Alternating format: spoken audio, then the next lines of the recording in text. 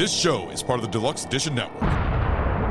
To find the other great shows on the network, head over to the deluxeeditionnetwork.com.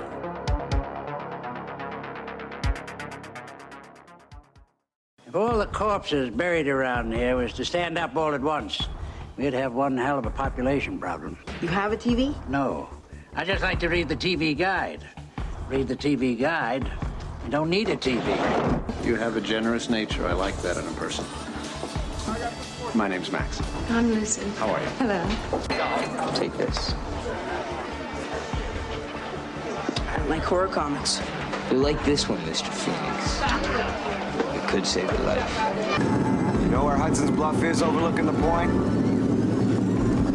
I can't beat your bike. You don't have to beat me, Michael. You just have to try and keep up.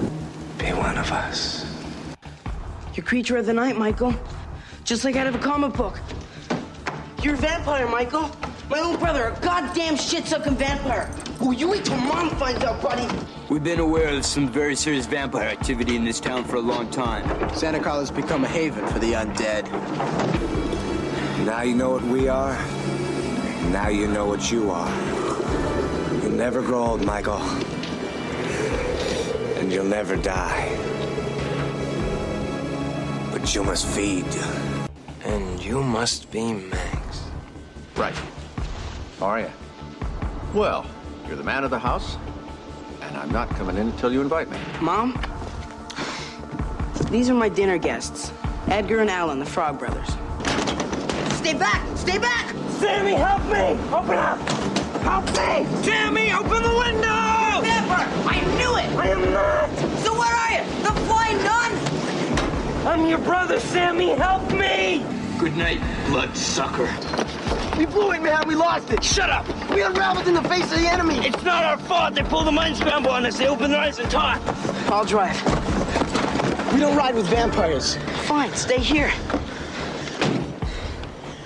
We do now. Yeah. You're mine! You killed Marco! Yeah, you're next! No, you're next! I nailed one of them downstairs with a bow and arrow. All right, Sambo. We trashed the one that looks like Twisted Sister. He totally annihilated his night-stalking ass. Stop fighting me, Michael. I don't want to kill you. Join us. Never. It was all going to be so perfect, Lucy. Just like one big happy family. Your boys and my boys. Great. The blood-sucking Brady Bunch. Hey guys, welcome to Barrel Age Flicks. This is Half-Ass Lenny. Hashtag trash bag. Also, we have... Hey, what's up, guys? This is Ron. Words are hard. Plus... This is Stu, and I'm a pretty fucking princess. And finally... Fuck you, Chase! Yeah, fuck me. All right, hey, everybody. All right, guys, thank you so much for joining us. This is the first film in our series of Halloween-themed movies we're doing. We are so excited. It's like our favorite time of year. I thought we had a name for the Halloween series. Bloodbath, isn't it? Did we go with Bloodbath? Did we just call it something and changed it it like completely 8 forgot? times, okay? Yeah, so you're you looking at me, Ron. Because you remember what it was. You can't get me shit for being half-assed. We need Sammy. Nobody knows All what the right? fuck the name is. We need Sammy. I cannot remember because it's changed so many fucking times. Should we give her a call? Yes. All right, let's go ahead and give Now her a he's call. like, I need a fucking answer. Let's go ahead and give her a call. All right, so we're calling Sammy right here. See what she says what it is. Come on, Sammy, pick up the phone. She picks up all pissed off. What the fuck do you want? Hello? Hey, Sammy, we need to, you're live on the show. We need to, what was the title of our Halloween series, by the way? Because we cannot function without you. Oh, 1 second, guys. Hold on. Season of something. Hey, what's our show called? Yeah, what are we doing here? Barrel Age Flick, last time I checked. You guys are asking what last year's Halloween season was? No, this year. What did we decide we're going to call this season? Oh. Last time I thought it was Bloodbath 2022, but then that got bad feedback. So You know y'all what? haven't Let's just stick with Bloodbath 222. There you go. 222? 2022. But I like the idea of seasons. Yeah, but it's all mostly vampires. It's so vampire heavy this season, so that's why I was thinking, Bloodbath. Season of the Blood Boner. Season of gore. I was gonna say Season of the Suckers, but all right.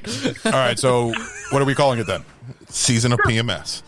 Good fucking Bloodgasm. damn it. Love you, Sammy. I just need to know what you guys want for the art. Okay. Bloodgasm. We'll figure it out.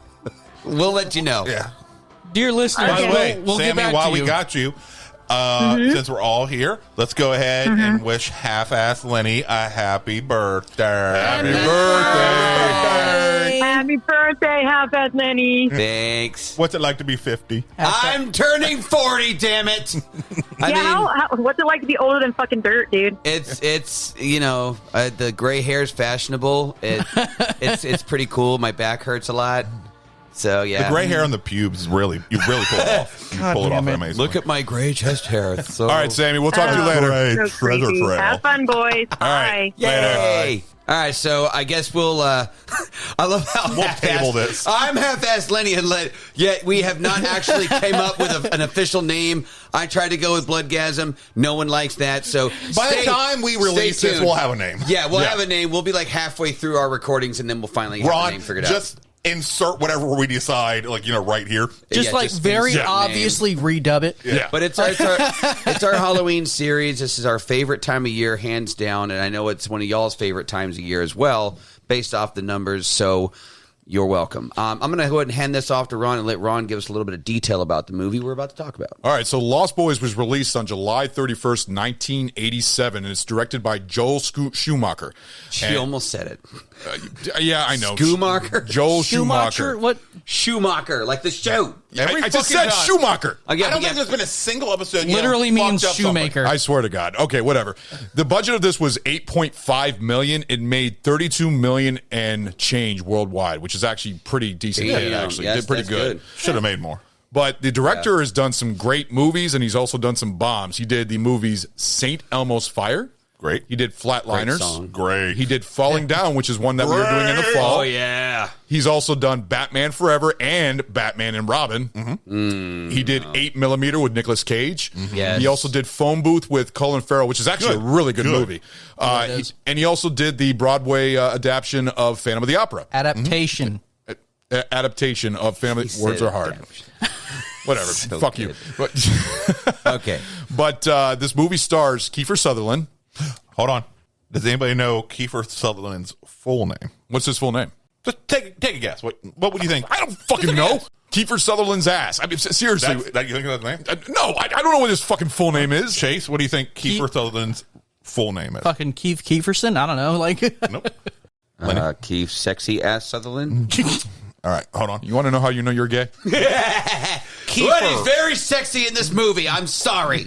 With that big mullet. Kiefer William Frederick Dempsey George Rufus Sutherland. What the fuck? That is his full legal name. Really? He didn't. Yes. He didn't look Latino. Yeah.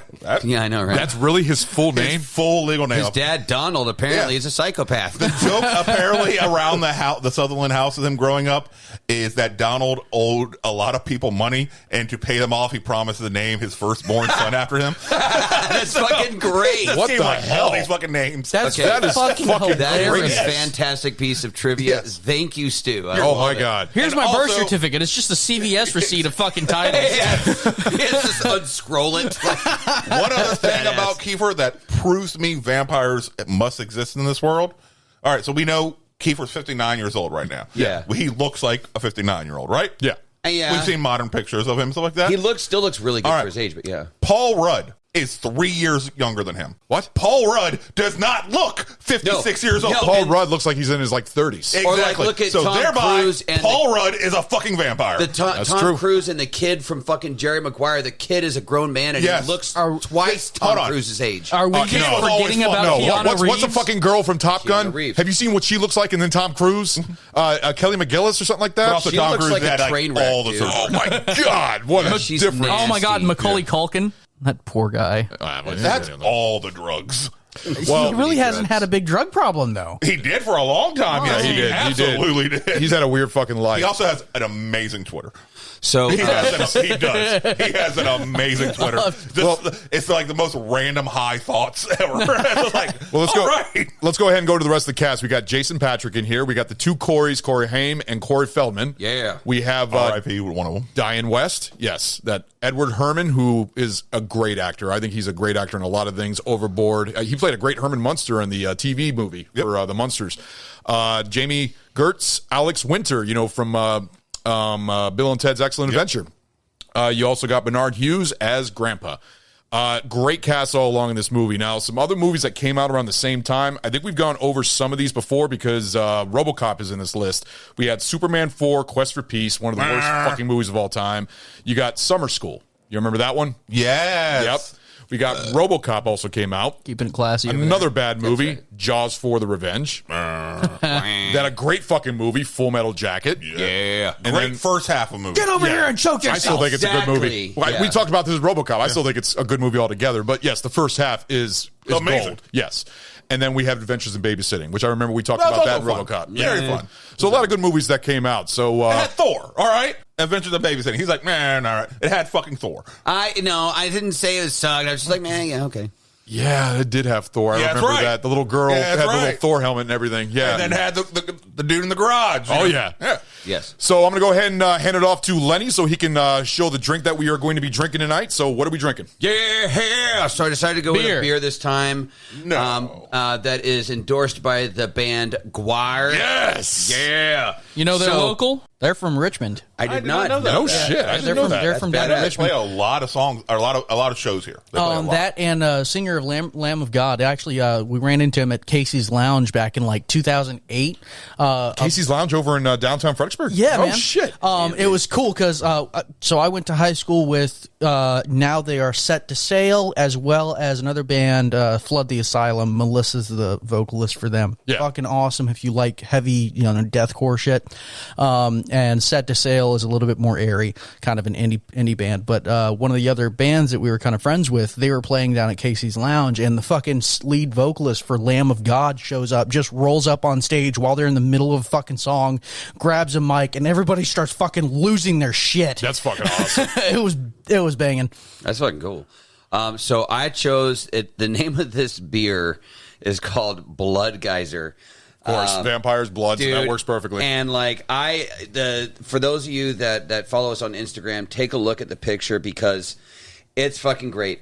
It's got like this, I don't know, it's like a Minotaur looking thing with robot hands, and he's squeezing this dude's head to the point where it's exploding. It's one of the Guar characters. Yeah, dude. There's fucking blood everywhere. It's really, really good. And I was gonna. That's a beautiful looking can, right? Yeah, the artwork is excellent. And you know what it reminds me of? The art style. You ever seen the music video Right Now by Korn?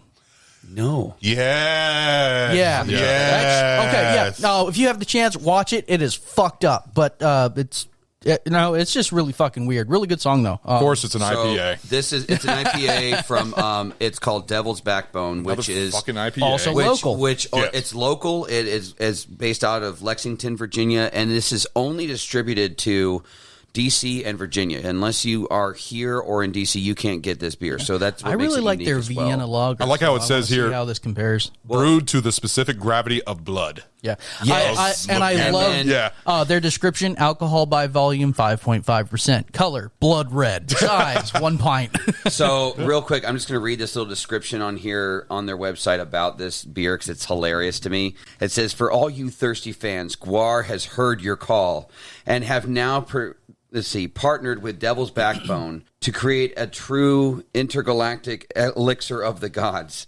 Behold, Blood Geyser, an intergalactic blood orange IPA from Guar and Devil's Backbone, designed to save the planet from being sucked dry by Bohabs. Bohabs are like Guar fans. Yeah. This delicious swill is brewed to the specific gravity of blood using hops, blood orange, and pure berserker rage." Oh, shit. I was like, that's the coolest berserker rage ever. Yeah. I was like, I've got to read that on the show. That's fucking It's going to end up tasting like sweet tea You know- or something. Yeah, it's going to be like really girly. Yeah. You know what? Actually, at the art style, it's like the animators for Right Now animated or painted on here a kill from Doom. Yeah. Duke Yeah. Nukem. Yeah. That's exactly the vibes I'm getting. Fucking awesome. So let's crack it open, buddy. Tell me what you guys think. Give it a little sippy sip. Smells like an IPA. Skull. Let's do it. Cheers. Dude, that's not bad. That's not bad at all, actually. It's very light. It is. Very, very It's light. surprisingly light. It's not like super overpowering. It's not that hoppy. No, No, not. it's very like I like it, dude. It's got a very good mixture. The blood orange comes through pretty nicely. Actually. Yeah, it's not overpowering. It's not too bitter. Yeah. Dude, I just really That's not bad. This is good. Actually, that's an IPA I don't mind. I actually like that. It's smooth. I'm not a big fan of IPAs either. Crystal's not a fan. She wants to puke it out. Poisoning the peanut gallery. Dude, so Look at her fucking face. It's classic. beer seizure. I'm gonna go ahead and discuss. I'm gonna go ahead and give my review. Sure. I'd say about a There you go. No. She's not. No. She's not officially on the show. Yeah, it doesn't matter. We don't waste do not alcohol. waste You gotta alcohol drink that on Well, this show. then he has to drink. There Yes. you go. Chase, bottoms up. shake. That's Act like really that's funny. the worst bodily fluid you've had of hers. All right. Well, She's like, wow. Go. Okay, so while this is going on, I give Ron, it what's a review? a thumb and 3/4. Holy crap! One right. thumb and 3/4. like it. It's almost a 2, but it's decent. I'd buy this. This isn't bad. If anybody offered this to me, I'd definitely drink it. It's not a bad especially for an IPA. Because Yeah. I'm not the biggest fan of IPAs, but this one is not as hoppy, and it actually is a little smooth, a little crisp. I can see this. This is like a good everyday type of drink. I wouldn't mind this at all. And the fucking can art is beautiful too. I fucking love the can art. So this What's is the price point? It was I got a 4-pack for it was like $20. It was like a 4-pack for like I think it was like $13 or something. so, like that. almost $14-15. Yeah, it wasn't 4 terrible. pint, that's not for horrendous. 4 of them. Like Yeah, $4 Yeah. a pint. I don't know. it wasn't too bad. I mean, Did you just say? $4 a pint. Okay, yeah, no, you're right. A little bit more, but Yeah, so a thumb and 3/4. So how about you, Lenny? I'll agree with you. I was actually thinking like a thumb and a half, but then I thought about like thumb and 3/4. Like this is really good. I'm not into IPAs, but I was like, well, fuck it. The can art's worth it being disgusting. And I've had Well, that's always with IPAs. Yeah, IPAs and always have the best can art. And I've had beers before that were like blood orange infused, and they were fucking. It literally was like they brewed it with like the rind of the orange. Like, it was fucking gross, super bitter. This has actually got a very decent. I There's think a good sweet note, but it's not. yeah, it's not overpoweringly sweet. It's not overpoweringly bitter. It's not like really thick. You know, it's got the right consistency, like they were saying. So I could definitely taste a little bit of the blood orange. like the citrus. I'd say a thumb and 3/4. It's pretty damn good. Stu, how about you? I love the art. Absolutely love the art. But to me, it's not hoppy enough. Yeah, I know you like hoppy beers. I'm going to give it a 1 personally. Hey, it works. That's fine. It's not bad by any stretch of the imagination. Were you expecting it to be bad? No, I was expecting it to be a lot heavier. Yeah. And a lot more of a bite to it, especially if Guar's putting their name on it. Right. I'm expecting something more punch you in the fucking mouth. Yeah. Which I'd be fine with. I mean, to be fair, this is better than our last celebrity and much better. Yeah. endorsed Much drink. better. But no, I'm happy with it. But is it something that I'd personally buy? Probably not. Yeah. But it's absolutely Yeah. not something I'm turning down either. Yeah. All right, cool. All right, Chase. How about you, Chase? How we end it with you? 1.5. Fair. It's Fair. good. I'm probably not going to go out and buy it, but it is definitely a good sitting around the pool drink. Yeah, I can see that. It is surprisingly fresh. Yeah, Like it's a very you it's don't very expect that. fresh kind of beer. Yeah. I wouldn't expect that from IPA. It's very like it's it's not like as a very And that from summery Guar beer. also. Yeah. I did not expect something so light and fresh. Yeah. You were I expecting something more heavy. I'm wondering if maybe their idea behind endorsing this was to be something that you could buy like 10 of at one of their shows. Yeah, no, because like for if they're listening, my father-in-law and my brother-in-law, they're like really into like dark beers. Yeah. And one day I went over there and they said, here, try this. And it was like the thicker and the darker, supposedly the better. And So syrup. They Got it. They handed me this beer and it was in a big bottle and it had Rasputin on it and it was called Rasputin. It was fucking terrible. Like, bro, I'm telling you, like every swig I was like, oh, I was having to force it down. I'd be like, he can't handle it. And I'm like, this This is disgusting. Tastes What like do you mean? shitty burnt coffee. Yeah, oh God, it was so gross. And like, I fucking like this a lot. So Yeah. All right. I approve. So we finished the drink review. We are going to do something a little significant before we get started and we go to our break. Stu's going to take it from here and introduce yet another fun shenanigans fucking thing we're doing on the show. Okay, so Wheel of Fuckery. It's constantly evolving. I love it. Yeah, all right. We were swapping You're drinks welcome. out, swapping punishments out. And this one actually came from, I believe, Yin. Yes. Is the one who came up with this Yen idea. and Sammy both thought of it up. So Yin came here with a big ass fucking bag full of the airplane bottles, just random different airplane bottles. And I actually added to it because I had another whole bunch that I added in there. So we put them all in a fucking jar, and it's now a mystery pick that we are going to be calling the Jar of Cirrhosis. What the fuck? Jar of Cirrhosis. No, Yes. that's so Yes. off theme. We got the board of fuckery, the wheel of fuckery, and the jar of cirrhosis. We have punishment shots, What the the wheel shit? of fuckery, and now we got Jar of Cirrhosis. All right? It works. All right, so I guess everybody's going to... So what were you doing? The whole point of the Jar of Cirrhosis is it's all randomized inside. Just shake it up. You just don't look. Put your hand in there. Whatever bottle you happen to grab is what you get to drink.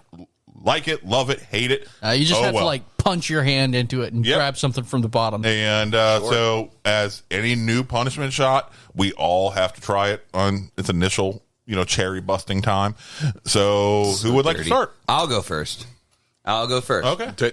Close your eyes too. I'm gonna close my eyes. So I'll bring the jar closer to me. Just punch your hand right in there. I'm gonna do this. Just Hold on. fist it.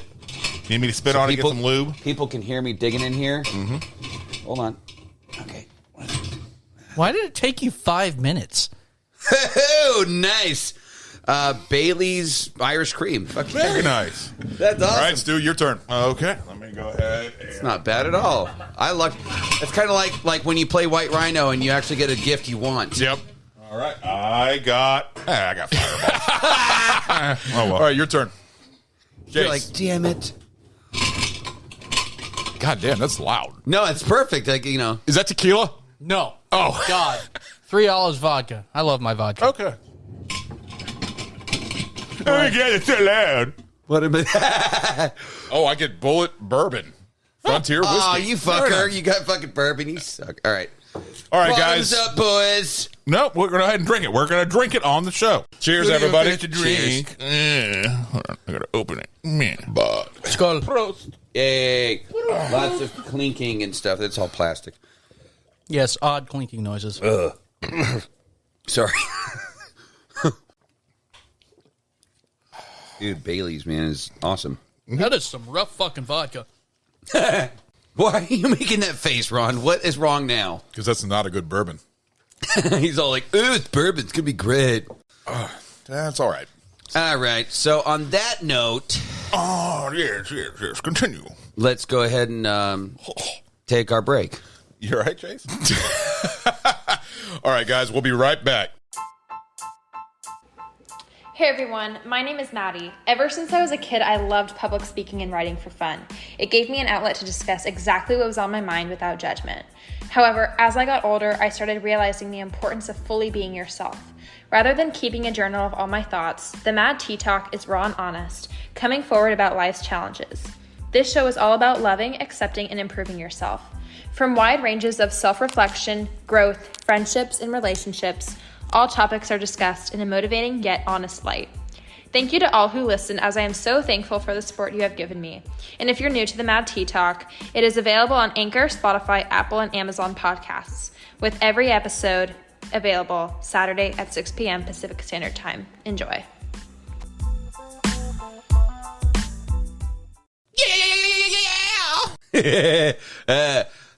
Brought to you by Aerosmith. So we are back. So good. So all right. So Lost Boys, fucking amazing film. This was the original film that made vampires sexy. So I'm super excited about this. Yeah, look at me all you want. Those guys were sexy as fuck, okay? Yeah, you just like the fucking guy in the saxophone. You know, okay, well, yeah, he wasn't a vampire, but, you know, it's fine. I'd let him He turn may me. have been. There's so many vampires in Santa, whatever. See, yeah, Santa Clara. It's in California, right? Yeah. Yeah. So I'll get to that, but I will say that this movie is based in a town called Santa Carla, but it's not.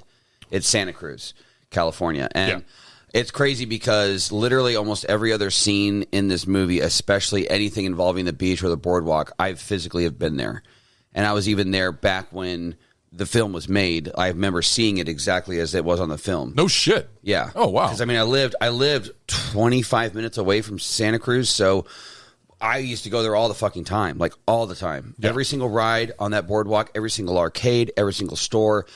I've been in that. I've been physically there, so it was really fucking cool.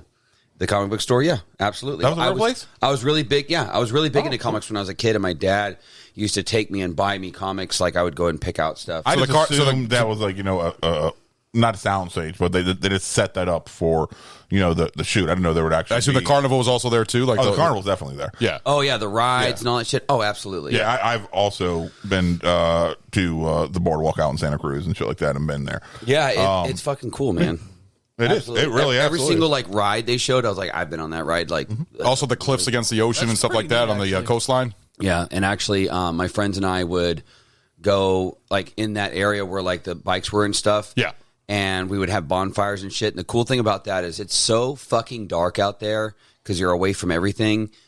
Without some kind of light, you can't see your hand in front of your face. Really? So, yeah, like if you want to go somewhere where you can really see the stars and really like have a fucking amazing like view of things, that's the place to go. Is this on the northern side of California or southern side? It's kind of mid. Okay. It's not. It's in the Bay Area, so it's like mid California. That's why you got a lot more of the cliffs and stuff like that. Yeah. Because Northern California, you got more forest and mountain area. Exactly. Southern Cal, of course, is more urban and desert. Yeah. And I picked this to be the first film for the Halloween series because we're basically in the end of summer. But end of summer, and to the point where this takes place at a beach and everything else. So that's why I figured I'd put that in there. So, son of a beach. One of the first things that I was going to bring up as per normal was like what your first impressions were like when you saw this movie. When I was a kid, I want to say I was like maybe junior high-ish age, maybe even younger, and I saw this, and when they turned into vampires, like it was fucking terrifying.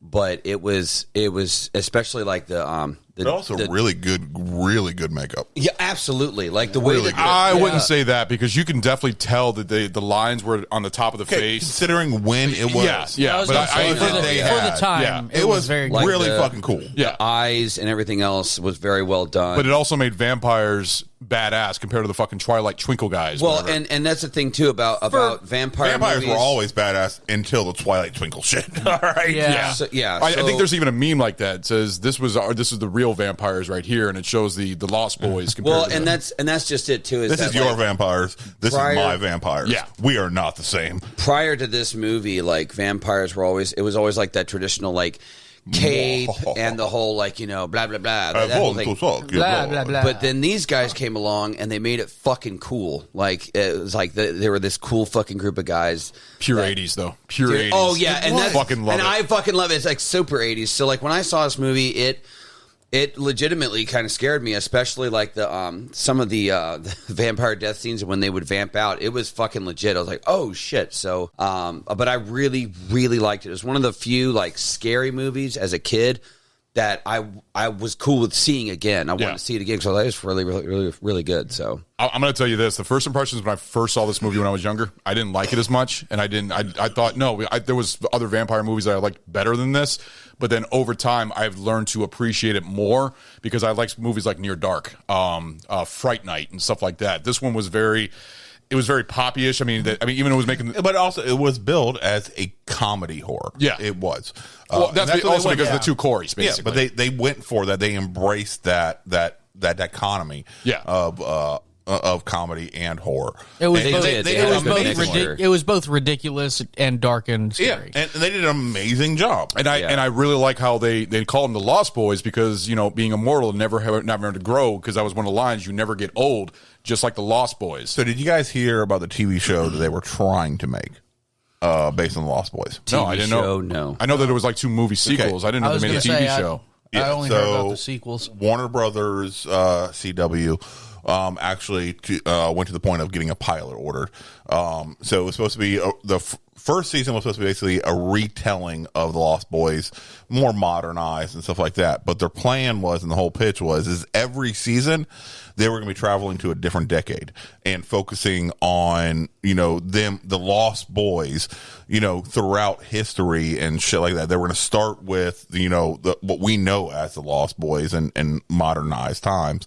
But then they were going to travel to different decades and tell an anthology, series where you're seeing, the different boys, Lost Boys, becoming vampires and how they acted in those different time frames and stuff like that. And I was really, really pumped because I thought that would be a really cool idea to see that. Yeah. Well, see, the thing is also almost every vampire and now they're movie, remaking that got shelved, but they are remaking it. They're remaking Lost Boys the movie. Yeah, they don't need to, dude. Yeah. See, I'm getting tired of these right fucking now, reboots, man. As of September 2021, which was the latest update. So the guy from the newer It movies, the one who played Bill, he is cast in it. Skarsgård?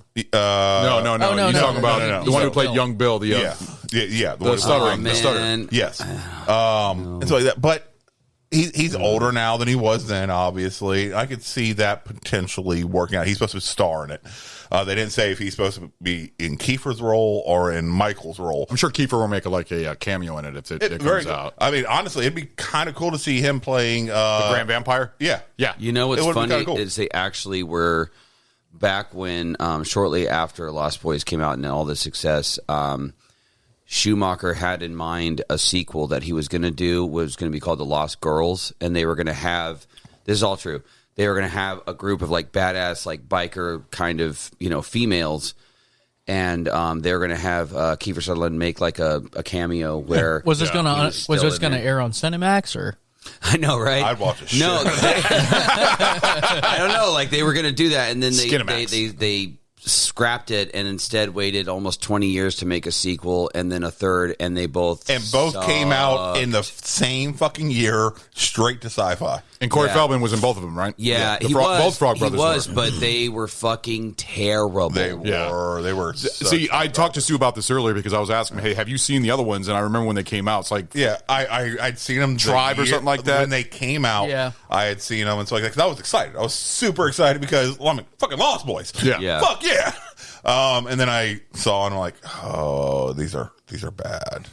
These are so very bad. Well, I think the most popular thing about the Lost Boys was the Frog Brothers. A lot of people love the Frog Brothers. No, I think the most popular thing would be Kiefer Sutherland's Kiefer Sutherland and the Frog Brothers, because they're that'd be about a second. But I think Kiefer Sutherland's character was the Lost Boys. Yeah. All right. One thing about Kiefer is I don't know if you guys have read this.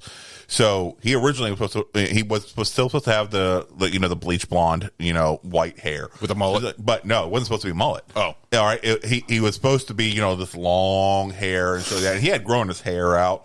He hated the way it fucking looked. All right. Really? Once they died, good. Once they died, hold on, because it was supposed to be long. The entire it wasn't supposed to be, what he had in the film. Yeah. It was supposed to be this long, long ass fucking hair. Yeah. Kiefer fucking hated it so much. Day 2 of filming, he went and got it all chopped off to what we see in the film. Joel was pissed. Really? He was pissed. Did you know about that, I Lenny? think it was a good move. I did it not was. know that. And Kiefer's like, I fucking hate it. It looks fucking ridiculous. This is insane. My character will not have this fucking shit. Yeah. And, this time frame, it does not fucking work. Well, when you think about it, the other ones all had long hair. Yeah. Compared to him. Exactly. So I guess he was supposed to be just like that, but with that super white blonde hair. Yeah, because they were trying to go like almost like the 80s hair metal band type So style. he ended up looking more like the singer from White Wedding.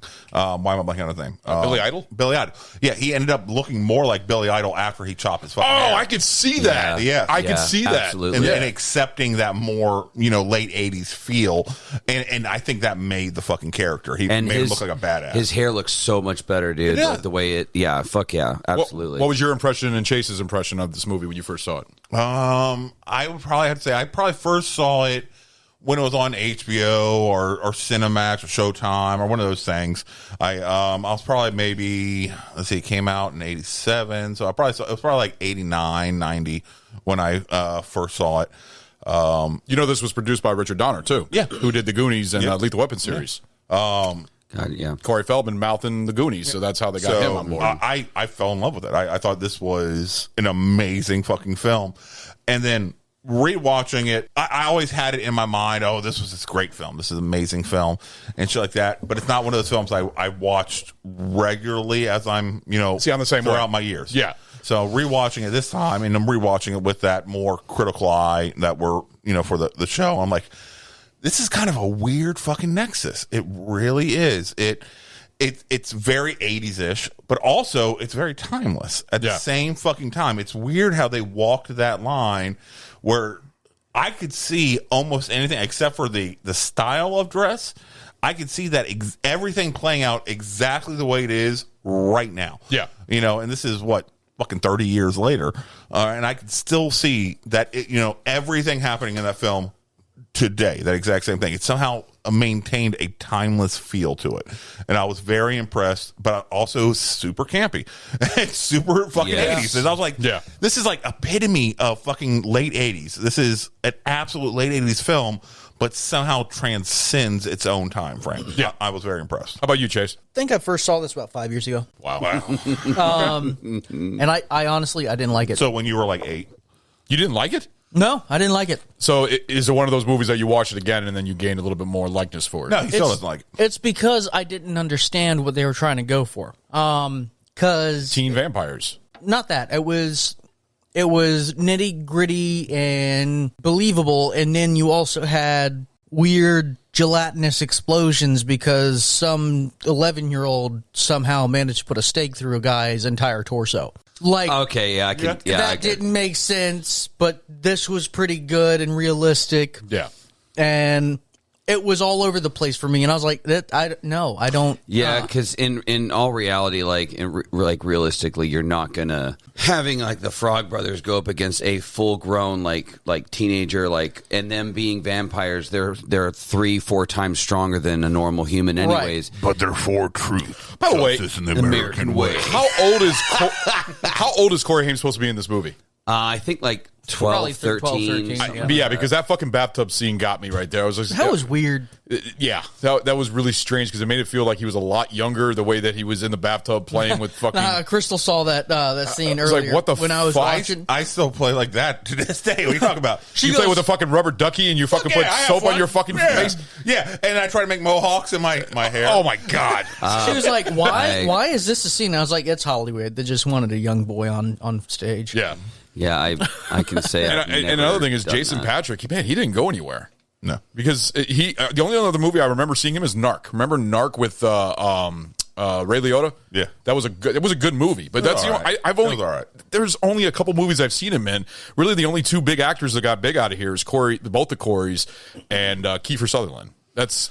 So a couple things about that too that's interesting is that the two Coreys, this film is the exact film that started the whole two Coreys thing, because right after this film, a lot of they were everywhere together. Yep, wasn't License to Drive. Well, that's just it. Is that a lot of producers? Yep. A lot of producers in Hollywood saw this film and saw the chemistry these two had, and the next thing you know, License to Drive, all these other movies started coming out, and they became a thing. See, and I couldn't tell if. Just because all those movies came out so close to each other. Oh, yeah. I honestly couldn't remember if this was just middle of the two Coreys time or the beginning of the two Coreys time. This was the beginning. This was their first film together. They continued to have that dichotomy, of playing off each other so goddamn well. Yeah. And I honestly, I kind of wished, as well as Corey Haim was the brother, right? Not correct. Yeah, that's the one who's dead. Yeah. Honestly, their names always get fucking intersected. Corey Feldman is the one. The one who's still alive. Yeah, that's the one that's Goonies. I mean, so I think the Frog Brothers would have been kind of cooler if Corey Haim was Corey Feldman's brother. And then they playing off each other as brothers rather than playing off, Feldman trying to introduce Haynes into this world. But they wouldn't have achieved the comedic effect. It's not Haynes, it's Haim. Is it Haim? Yes. Yeah, Haynes. Haimes. You're right. Okay. So, trying to get back on track, Ron, what was your impression like the first time? Oh, no, I said the first time I watched this movie, I didn't really care for it. It was one of those movies that I watched over and over again and then gained more of a likeness for it. Yeah. To the point where I enjoy this more now than I ever did when I was younger. Yeah, same. So there's a lot of movies in the past that I've had 100%. that. Yeah. So I will say, moving forward to the next topic I was going to bring up is that it's definitely one of those movies that you watch it more and more and you start to have more of an appreciation for like the interactions of certain lines that you hear, stuff like that. I will say this: there was a lot of bad acting. I will say there this: was, you could play a fucking drinking game with how much the word Michael was said. So funny story about that. Actually, wait a fucking goddamn joke on something that's been fucking talked about through forums for years. Never seen it. Never seen it. Right. Just watching the movie, just saying Michael. I mean, constantly over and over. Actually, again. it's funny because I was doing my own research about that, and they said that the name Michael got said like well over 100 times during this. I think it was 136 times. That's Michael, not Mike, not Mikey, just the full fucking name. That's fucking crazy. 136 times. Yeah, so throughout the film. Because somebody joked they were going to make it a drinking game, and like it averages out to like every 1.3 minutes. You would fucking die. Holy shit. You would die, and there's no way, bro. So I was going to say, having said that, like who? I'll kick it off, obviously, but like who's your favorite character, like in the film? Ooh. For me, it's a super obvious pick, and it's definitely like hands down my favorite is David. The dude was. He was so incredibly fucking confident with everything he did, every decision he made, every move he made. But do you see his character being tragic? Because it seemed like he was looking for like a partner. It was extremely tragic in the sense that he was very up into the very end. He was very much like in control of everything. He like every step he made, like he knew what your next step was going to be, and he was already ahead of it. Like his confidence level was fucking through the roof. The guy like totally just bled like cool, like too personified. And like that part where they're in the hotel or whatever. Yeah. And Michael takes a drink of the wine. Yep. And she's like, "Oh, it's blood." And he's like, "Yeah, whatever." And he takes a swig of it. For the listeners out there, he's using air quotes in case you can't see him. Yeah, we don't have a film crew, so air quotes. In case you can't see him, if they can see him, that's creepy as fuck. Freaked out right now. No, but that part where that happens, and then as soon as he does that, Keith Sutherland's character is like, "Bravo!" And he cheers for him, and then they're all like, "You're one of us, brother." Like. Yeah, brother. I could feel how cool it would have been to have that guy's approval. Like, in that moment, this super fucking amazingly cool guy, you just became one of the brothers. And to me, I thought that was so fucking awesome. And I loved how he fucked with fucking Michael with the the maggots. Yeah, he was fucking with him a little bit. And it's like, that's cool because I think he was doing that, honestly, because he liked him. Yeah. He liked the fact that he was edgy. I think initially he probably didn't think much of him. He thought, oh, this guy's what the fuck ever. But then they did the whole thing with the motorcycles, and he like, what the fuck? And he hits them and stuff. And I think that's where he started to realize, oh, this guy's got a little something to him. I like this. Yeah. You know? How far are you willing to go, Michael? Yeah, dude. Like everything he said was fucking badass. Like that line. Just you. We'll play it. Just you. Honestly, I respected the fuck out of that. Fuck yeah. And that's in the title. And in that line, there's a line where, you'll never grow old. You'll be young forever, but you must feed. Like that is one of the coolest fucking lines in the film. Yeah. Yes. So badass. So yeah, David is definitely my favorite character. I agree 100%. Nice. David was amazing. Fucking blew my mind, the entire time. I honestly believe the only fucking person who can act in the entire fucking film. Everybody else was so shitty in the acting. But Kiefer so fucking powerful. threw himself so goddamn much into this thing. And from that line, I am going to disagree with you that he was trying to get Michael to do it from the point of view because he liked him. I think he was trying to get him to do it because Star liked him, and Star was basically, Michael was supposed to be Star's first kill, right, in order to complete her transformation, right, and Kiefer could tell, or David could tell, that she wasn't want to do it. So he's like, all right, fine. All right, bitch. I'm going to make him, I'm going to take him mine. I'm going to make him mine. I'm going to make him belong to us. Yeah. All right. In order to fuck with Star even more. So I think they did that with that. each of the guys inside that whole fucking gang, basically, that he was just making a bigger gang over and over and over, and he saw potential in Michael, so he did the point where he wanted him to be a part of that gang. So plus the Grand Vampire had basically Max had directed David to go ahead and take Michael. Yeah. All right, this way it'd be easier for the mom to want to come over, and so we'll be one happy fucking Brady Bunch family now. Yeah, the bloodsucker Brady Bunch. She was about to do it too. She was. Hey, I would too. And in all honesty, for my child and for my children, for their well-being, I would definitely become a fucking goddamn creature of the night. Yeah. All right. Absolutely. Did you want to play that clip about David? Yeah, man, go for it. Chinese. Good choice. Over here, bud. Yes, first. So cool. You don't like rice? Tell me, Michael, how could 1 billion Chinese people be wrong? Come on.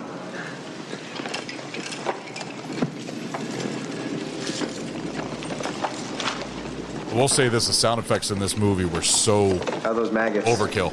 Yeah. Maggots, Michael. You're eating maggots. How do they taste?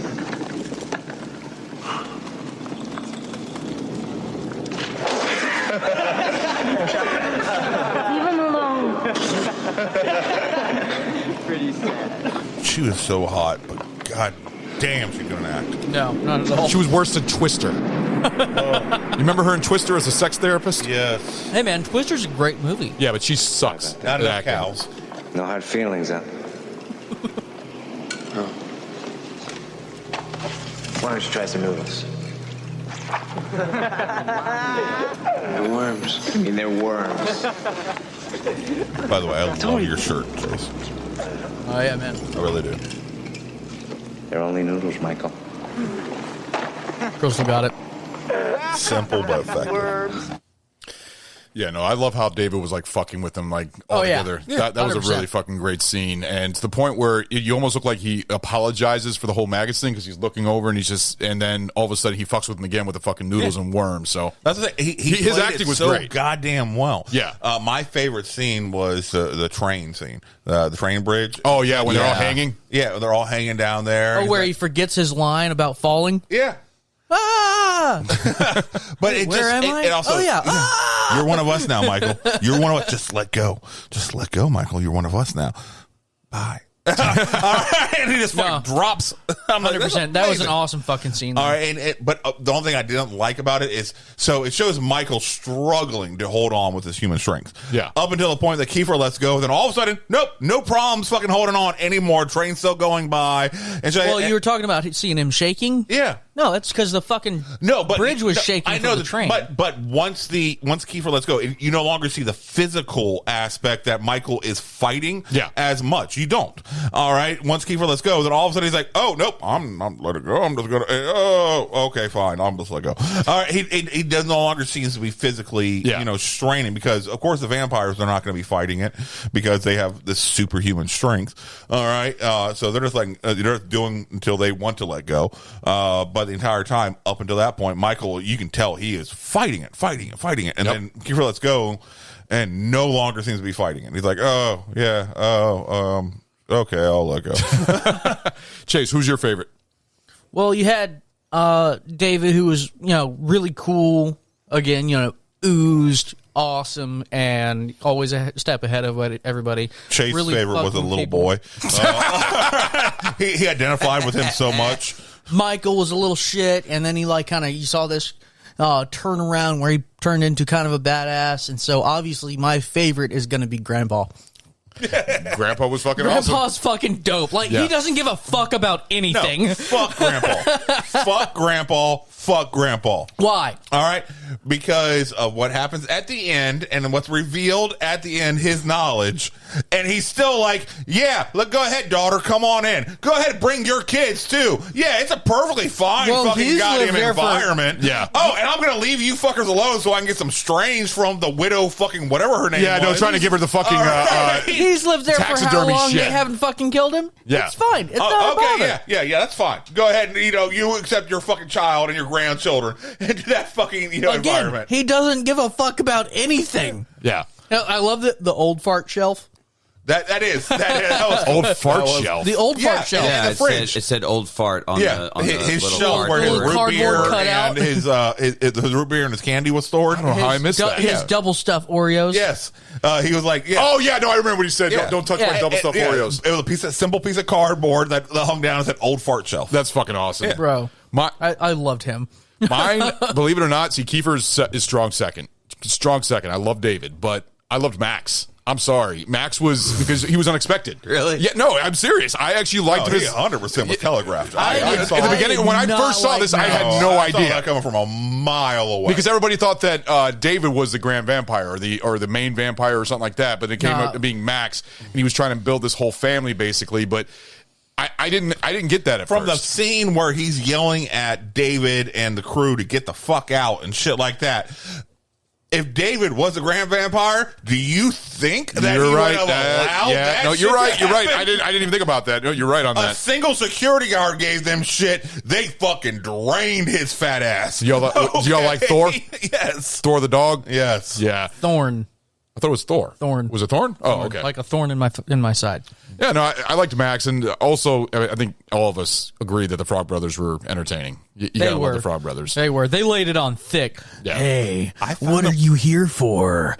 I found them kind of annoying. They were super annoying. I like. That's why They were also Every time fucking they serious. were on screen. Well, they were also I fucking really serious. fucking Well, wish the the thing other about- Corey would just punch them in the fucking mouth. The thing about the Frog Brothers is actually when they did like a test recording of those characters, the very first thing that the director said to both of them was, hey, I want you to go home and watch Rambo and then watch like a couple of like Chuck Norris movies.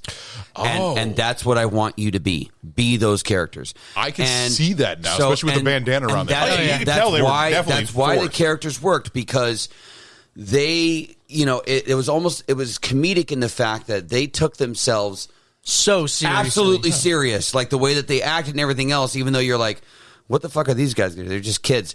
But they were 100% committed. They were 100% in belief that this is what they're supposed to be doing. Yep. And Think of it. They as reminded more me of of a like a survival 13-year-old guide. who have Yeah, seen the a Western comics, yeah. and decided that all of a sudden they want to be cowboys, and they started showing up in fucking cowboy hats and fucking dusters and shit like that, just out of the fucking blue. Weapons All right, check. you motherfucking posing bitches. Fuck! Just somebody punch you in the goddamn mouth. The thing is, they got all their shit from comic books. I mean, Oh yeah, absolutely. Yeah. they were because they worked at a comic book store and everything But else. they were right. Anybody else Yeah. ever notice that in the comic book store? No, they seemed kind of dumb at one point. Of course. They were still right though. They were right, but Ish. I remember they were trying to do the Kinda. whole garlic thing, and garlic didn't work on vampires. Remember they had Max at the fucking dinner table and trying to throw everything at him, and it no, wasn't because working. remember Max at the dinner table, you lost all power once you invited him in. Yeah. Which I thought that was very smart of Max. But I'm saying is that's why none of the tests work. So, but when they were shooting the other vampires and stuff like that with the the water guns and stuff like that, Yeah. you could tell it fucking annoyed the shit out of them. Yeah. All right. So yeah, garlic still worked. It just annoyed them. All right. It didn't. I never saw a priest anywhere, and they had holy water. No. Remember, they ran into a church during a baptism and filled their shit up with holy water. All right. They had the little fucking the holy water. I don't even know what to call that. off the top of my head. Canteens? yeah, because remember they ran they in did. and they started like filling all up their three of them canteens. were and standing they there were see all like, the fucking people at the church are looking hey, back at what's them. up? Yeah. It's like they literally stopped a baptism mid baptism. Everyone's like, what The fuck is going on here? They're like, we're really thirsty. Sorry. I just rewatched this like 4 hours ago, and I don't remember that. Yeah. What? Yeah, dude. You don't remember what? The part when they're filling up the fucking canteens of holy water? That was a great Did scene. you fall asleep or something? No. You took a shit? Yeah, they literally ran into a church. There's a baptism going on. Everybody turned around like, what? And they're like, yeah, it's okay. Glug, glug, glug, glug, glug, glug, glug, glug, glug. How the fuck did you miss that scene? I don't know. Oh my It was God. a throwaway scene. It was. Maybe it Unless was he thrown watched away one, on like my one that was copy. deleted or something like that when he watched it. You want to play one of the clips of the Frog Brothers? Absolutely. Listen, buddy, if you're looking for the diet frozen yogurt bar, it went out of business last summer. Actually, I'm looking for a Batman number 14. That's a very serious I love their parents. Only 5 in existence. I Yeah. love their parents. Yeah, did you notice? They never moved. They never moved. I loved it. Over the course of like 4 days. I loved it. They You were can't so put the big. Superman number 77s with the 200s. They haven't even discovered red kryptonite yet. And you can't put the number 98s with the 300s. Lori Lamaris hasn't even been introduced. Where the hell are you from? Krypton? Phoenix, actually. But lucky me, we moved here. Cut this part out. Take this. I don't like horror comics. You'll like this one, Mr. Phoenix. It could save your life. Mr. Phoenix. See, what I really enjoyed is Corey Feldman because he was just so serious. Both of them were very serious, and that's what made them funny. I know you said you found them annoying. I really did. It's because of that. I really But did. that's what. So even when they're jumping out after they kill fucking Alex Winter's vampire, I really was the entire time watching. I'm like, I know they don't die, but I want them to die. I really do. I just want fucking David. but you said that they were right though. That's That's the thing. You said they were, but they weren't always right. I mean, they were getting everything from the fucking comics, which was overall right. Go ahead, Lenny. No, I was going to say we had like one more clip, didn't we? I got 2 clips of the Frogs Brothers. All right, so here's the next one. You did the right thing by calling us. Does your brother sleep a lot? Yeah, all day. Does the sunlight freak him out? He wears sunglasses in the house. Bad breath, long fingernails. Yeah, his fingernails are all a bit longer. He always had bad breath, though. He's a vampire, all right. All right, here's what you do. Get yourself a good sharp stake. So Drive it right through his heart. I can't do that. He's my brother. Okay, we'll come over and do it for you. No. Hey, at least you can admit that they were T-shirt, buddy. they weren't ready. scared. No. No, there's like no problem. All right, let's go ahead and play the other one. We've been aware of some very serious vampire activity in this town for a long time. Santa Carla's become a haven for the undead. Matter of fact, we're almost certain that ghouls and werewolves occupy high positions at City Hall. Kill your brother. You'll feel better. Look, guys, my brother's not a bloodsucker. Look, it says here that if you kill the head vampire, all half vampires will return to normal. Guys, if my brother's a vampire, believe me, he's only half. Does your brother know who the head vampire is? No, I don't think so. Then you'll have to kill him. If you don't, then we will. I love how these like 11, 12-year-old kids Have are formed a so- weird cult and trying to get this guy to kill his brother. Well, not only that, but that they're so like nonchalant and cool with committing murder. Yeah. Like, oh, you just got to kill him. Like, it's just a thing. What? Like, calm the fuck down, dude. I got a good question for all of y'all. It's not Lost Boys, but just a curious question. What is your favorite Corey Feldman role? Mine would be The Burbs. I loved him in The Burbs. I gotta look up all. Yeah, man, I called the pizza dude. Yeah, I got to look this up. We got the pizza dude coming. Fucking love that. He also played the voice of Donatello in the original Teenage Mutant Ninja Turtles. Yes, he did. Yes, Yep. he did. And that was really fucking good, too. And Mouth is Goonies. And then also Bordello of Blood. Tales from the Crypt, Bordello of Blood. Yes, he was in that too. really And that's good in another that. vampire movie. I didn't That's even I another completely vampire forgot about movie. that. Yeah, dude. And it's kind of interesting because he plays a vampire in that one. I'm surprised you didn't say Friday the 13th. Oh yeah. Fuck, you're right. I can't believe that he was in Friday the 13th Part 4 and Part 5 in the beginning. Yeah, Tommy. Dude, I don't know. I'm kind of torn between The Burbs and honestly Lost Boys. And the reason why is because You didn't find him annoying like Stu did? I didn't necessarily find him annoying. I found it him. He was definitely a comic relief. But the thing that I loved about him is he was so incredibly like, he took himself very serious. At no point in time, like, do you see this kid like being super self-conscious or thinking he's silly or whatever. Like, he is 100% like believes in what he believes in, and that's it. That's true. You know, and I gotta commend him for that. And then like the fact that they kill that one vampire and it's like super fucking gnarly, like any other kid would probably be traumatized. They're like, yeah, we totally annihilated his night stalking ass. Like, they're just so happy. The one that looked like Twisted Sister. Yeah, like they weren't phased at all. They're just like, yeah, fist bump. Like, that was fucking cool. Yeah. And then the fact that they're sitting there, and this is something that Stu brought up that we don't have a clip of, but it's where it's at the end and the whole house is absolutely fucking trashed, and they're both kind of talking to each other like, so how much do you think we should charge them for this? Like, that's fucking brilliant, dude. Hey, man, you got to have a side hustle. I know, exactly, right? What's yours, Stu? It's probably going to be split between Stand By Me. Oh, he was good in that. He was very good in that. I thought that's probably his best acting. Yes. Didn't he have like a messed up ear in that or something like that? Yeah. From his fucked up dad. Yeah. Like that. And he played that fucked up kid really, really well. Yeah, he did. And then honestly, probably Dream a Little Dream. That movie was so out there, but also understandable.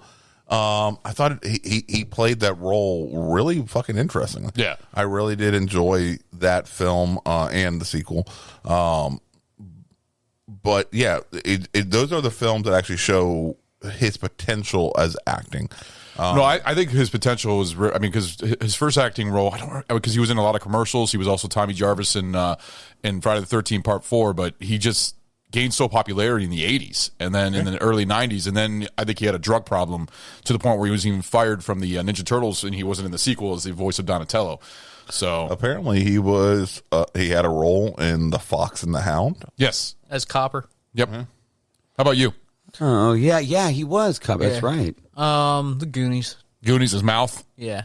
You gotta love Mouth. So everybody loves Mouth. Funny thing, actually, I'm just going to throw this out there as a little fun factoid, is that speaking of the Goonies, originally this film, the original director, and I'll hand it off to, because Richard Donner was your director of Goonies. Richard Donner, who produced this one.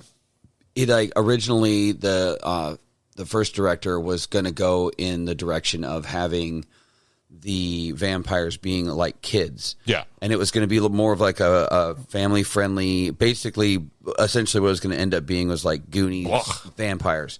Sounds like it really worked out. Yeah, like Joel Schumacher came along and he was like, well, what if that would have been a bomb? Yeah, absolutely. Abso-fucking-lutely. And Joel Schumacher like took over and he's like, completely rewrote the concept and was like, why don't we make these guys like teenagers and make them fucking sleek and sexy and badass and, you know, really make it like, you know, cool to be a vampire. And he took that concept and it fucking blew up the film, man. It made the film miles better than what it would have been. Yeah. Do you guys feel like this movie could have been a PG-13?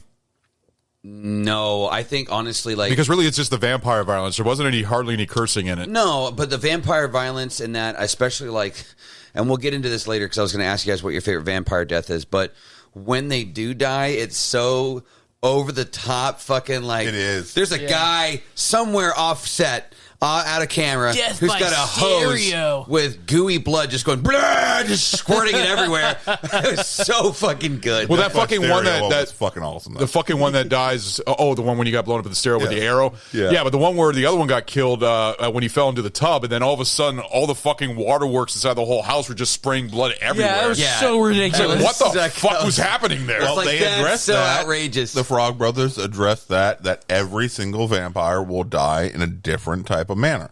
Whether they explode, implode, whether, you know, they go, you know, in violent or they go, you know, in a whimper. Yeah. Every last one, the only thing you can count on is they're going to try to take you with them. Yeah. And they said that it won't be pretty. Yeah. That was the other thing that they warned. It won't be pretty. Yeah, like exactly it what was. he said. It was good, man. But yeah, no, that's definitely something that I think if they would have not had as much gore, it wouldn't have been as good. Like, there's that one scene where there really wasn't that much gore. That's the thing. Like, there's that one scene where they initiate Michael, and they finally kind of reveal to him, hey, this is what you are. This is what we are. But they didn't show anything. They did. For a split second, there's that one part where there's that throws bald him guy, and he fucking bites him on the top of the head. Yes. That was fucking metal. Yeah. That was so goddamn amazing. I that was like one of my favorite parts. No, that happened. Biting this dude in the skull. He fucking bit him on the head, and you feel his blood gush off the guy's head. I was like, when I saw it was funny. Crystal, she was laying down with me while I was watching this, and I just go, he just bit the motherfucker on the head. Hell yeah! You know how bad that would hurt? And you ever bite a fucker on the head? All right, it is a painful thing. What the fuck? What, you bit a guy in the head? It's very viscous on the head, area. What the fuck? All right, in a fight, anything fucking goes. All right? That's true. I'm gonna bite you in the forehead. That shit will cripple your ass. Yes. All right. You are not used to taking that sort of pain. I actually knew a guy that I worked with when I was in law enforcement. He got into a tussle with a suspect, and it was a larger woman, and somehow she ended up behind him, and she bit him in the back of the fucking head. And it dropped him like a fucking sack of potatoes, didn't it? It almost, like, he was like, it was one of the first times in my life I almost fucking caved a woman's face in because it hurt so fucking bad. She just went, action, and just like bit the shit out of the back of his head. He's like, what the fuck? Like, it was so bad, dude. Well, I guess me and him already talked about our best, because I like the one with the blood spraying. What was Chase's favorite and your favorite vampire scene? Killing scene. Dude, I am torn between like the whole bathtub thing, just because all the fucking faucets. Well, that's the same, yeah. But for me, I absolutely loved when Max dies, because one, the whole fucking giant fucking pole going through him, and then two, when like the giant explosion happens, and there's this one part with all the craziness and all of the chaos, you see the Frog Brothers, and the one, he pulls these goggles down, and he's like, like, and he like does stuff so fucking cool. See, that's the thing. They're finally living out their fantasy. Yeah, dude, they're like, yes, like they're just like enjoying the shit out of it, whereas most kids would be freaked out. These guys are like, well, I'm going to put goggles on so I can watch the bright explosion. This is fucking great. Like, that's the thing about Grandpa, is when Grandpa kills Max, Grandpa was, you could tell because he was in the background opening the door looking at Max, because I think he was planning on hunting him down the whole time. Like, he looked like he could be like an older version of the Frog Brothers. That's what the Grandpa reminded me of. I will say this, though. I got to agree with Stu 100%. Like, the fact that the grandfather knew damn well how incredibly fucking dangerous that place was, and he never thought to say a fucking word until the very end. Yeah. Like, he was also really kind of shitty. Like, He was a shitty fucking grandpa. He was a shitty dad. All right, fuck him. Shitty dad. when they rolled up and they're like, he's like helping them unload. Yeah. He goes, "You're the only woman I've ever met to not improve her situation by getting a divorce. So you're just telling your daughter that your life you is are fucking such a shitty. failure. You can't even clean out a motherfucker when you get a divorce." Yep. Bro, that's dog shit right there. He's a fucking douchebag. Fuck Grandpa. Doesn't let the kids drive the One car. thing about living in Santa Carla I never could stomach. All the damn vampires. That's when, like, in the audience, you go, that fucker knew the whole time? What an asshole. But the only reason that made sense to me is when he was doing the fence outside. I'm like, man, that's an awfully sharp fucking fence pole. Why would he have such a goddamn sharp fucking fence pole? That doesn't make any goddamn logical reasoning. But then comes in on the fucking truck and shit like that. I'm like, okay, that's why he had a fucking sharp What do you think of fence that scene where he gives Corey Haim the little taxidermy, what was it, like a gopher or pole. something He like gave that? him so many goddamn stuff, goddamn animals. I was like, when he opened the fucking closet, why is he giving me this shit? Like, did y'all notice the fucking poster he had up on his closet door? What did it say? Which one? No, it was a lot of different posters. it was Rob Lowe, like, showing off his abs, and you're like, he also had Molly Ringwald. Yeah, yeah, I saw that. So it's like, kind of like, wait a minute. From 16 Candles. Well, you got to remember, this somebody with a taxi- chest. Joel Schumacher did the whole ordeal with nipples on the bat suit for the Batman Forever. Yep. That was ridiculous. I believe Joel Schumacher. No, I don't care. I think he was gay. He actually was a gay director, I believe. I think he was a. Joe Schumacher. I'm gonna look it up. Yeah. I'm just curious. I'm not saying he Look it up isn't, for but sure. because you could tell a lot in this movie, especially with that fucking scene with Tim Capello, who also did like the Shawn Michaels on the saxophone scene type of thing. I mean, yeah, no, that would make sense. Let's see if he is. You know, it's a movie for everyone. Oh, god damn. What? Okay. Schumacher described himself as extremely promiscuous, saying in a 2019 interview that he became sexually active at age 11 and estimating that he had sex with between 10,000 and 20,000 men over the course of his life. Dear Lord. So he wasn't just gay. He was uber gay. Yeah. All right. He was like, but you know what? All the dick. He made great films. No, I'm not. That's the thing. I mean, like, I don't see how that would possibly take away from it. But the funny thing is like one of his darkest films. Good for him. I ain't mad at him. This is motherfucking Wilt Chamberlain. This isn't a level, all right? But he is the Wilt Chamberlain of homosexuality. But he's done some dark film, like he did Flatliners and 8mm. I mean, those were really dark films. How did he not get AIDS? I had no idea. Think about when his life expanded.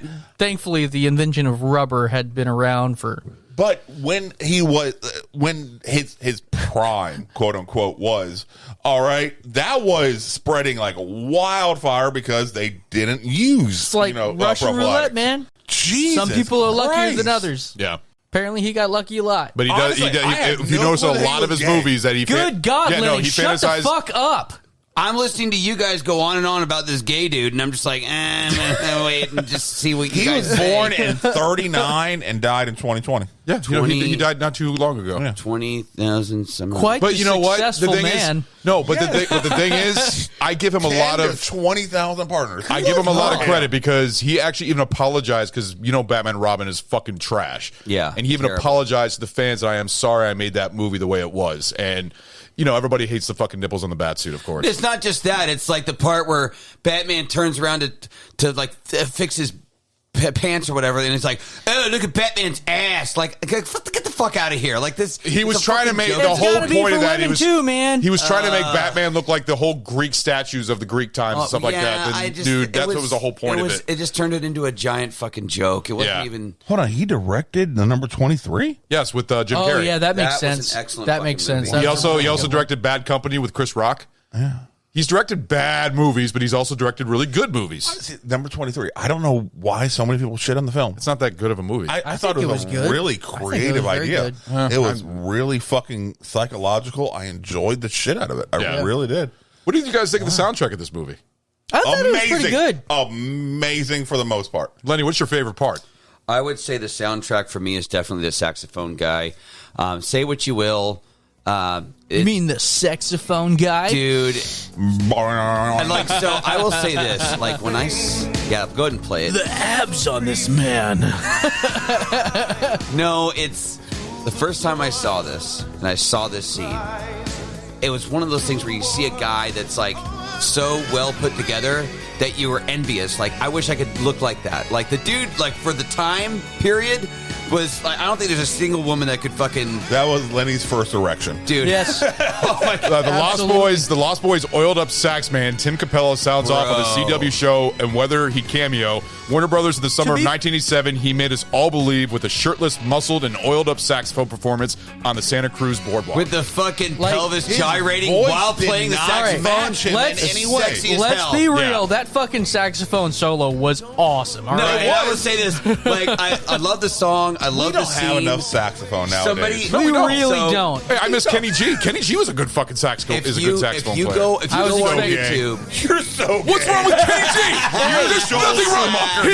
What the fuck? He has all of Kenny G and Yanni's albums. All right. So if you go on YouTube, confuse me so much sometimes. No, you're gonna love this. Really do. If you go on YouTube, somebody like made a video, and they basically redid that scene. So, like, a buddy of mine actually met him at one of those Comic Cons and got a picture with him. So the dude's like doing the whole saxophone sex thing on stage, and it cuts to Michael, and like, you know how Michael's looking at that girl and he's giving her that longing, like, oh, I really fucking like her. But But the way that they cut the scene, they made it seem like Michael was looking at the dude on the stage. Oh my God. It was so fucking erotic. It was hilarious. And like it kept cutting back and forth to like the gyrating and then Michael like I can it was see that. fucking brilliant. That was the original cut. Yeah, and then they were like, okay, dude, we need you to look at the girl. Look at the girl. And he's like, yeah, but saxophone guy's got like big chains on his neck.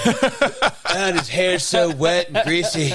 Can't help himself. He leaned into that look so goddamn hard. Oh, he really still believed. Every photo that I looked up of him, he was wearing that exact fucking outfit. Oh, yeah. Fucking owns He's like that fucking look. 60 years old. He's still rocking it hard. And he's still got the fucking ponytail and everything. Yeah. Good for that heroin addict. He fucking committed, dude. He absolutely committed. But then you also have to think about that scene on the fucking the bike race. Oh, dude, with the motorcycle is fucking awesome. Yeah, this song is fucking amazing.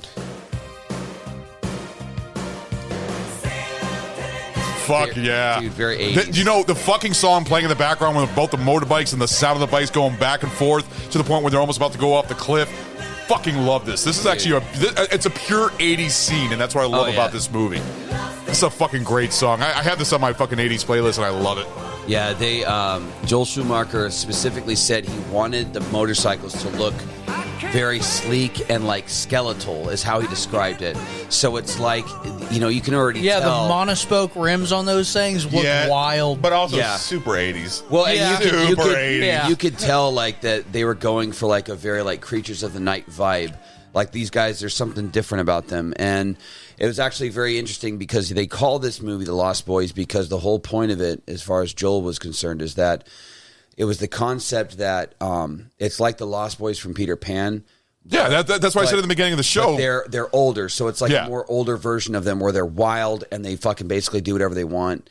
You know, one of the things I was going to throw out there too was, I don't know about y'all personally, but if it was me and I was put in that position, I would absolutely fucking drink the wine. I would totally want to be a fucking Lost Boy, dude. See, in that time of my life, I would. Oh, hell yeah. At that age. And now I'm like, I don't want to be fucking 40 goddamn forever. Fuck that. Yeah, I would rather have been in my 20s for sure. Well, how old are they supposed to be, the Lost Boys? Like in their mid-20s or something like that? They're like in their early 20s. Early 20s. Early 20s. Early 20 age-ish. But if they're in the early 20s, why is Michael in his fucking early 20s moving somewhere from Phoenix to goddamn California with his mom?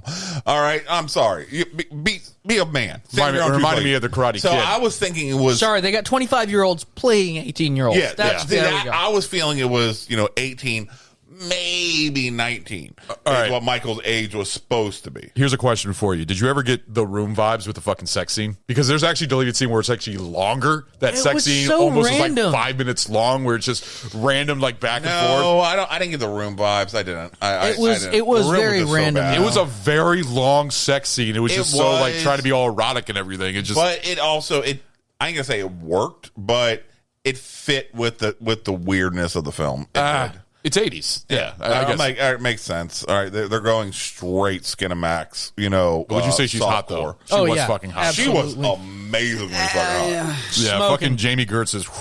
Couldn't act for shit, but she was smoking hot. Yeah. 100%. Now, here's my problem is with when he goes down into the cave with them for the first time, and which was a beautiful fucking set. It was awesome. That was great. Amazing set. I loved it. I'm kind of upset because, I like all the spooky shit and I look into, old folklore and stuff like that. And I'm like, so it's a very ceremonial glass. I'm guessing this is supposed to be blood. Okay. And then he goes to take a drink of it. And the first thought to me was... It's the first true blood. Yeah.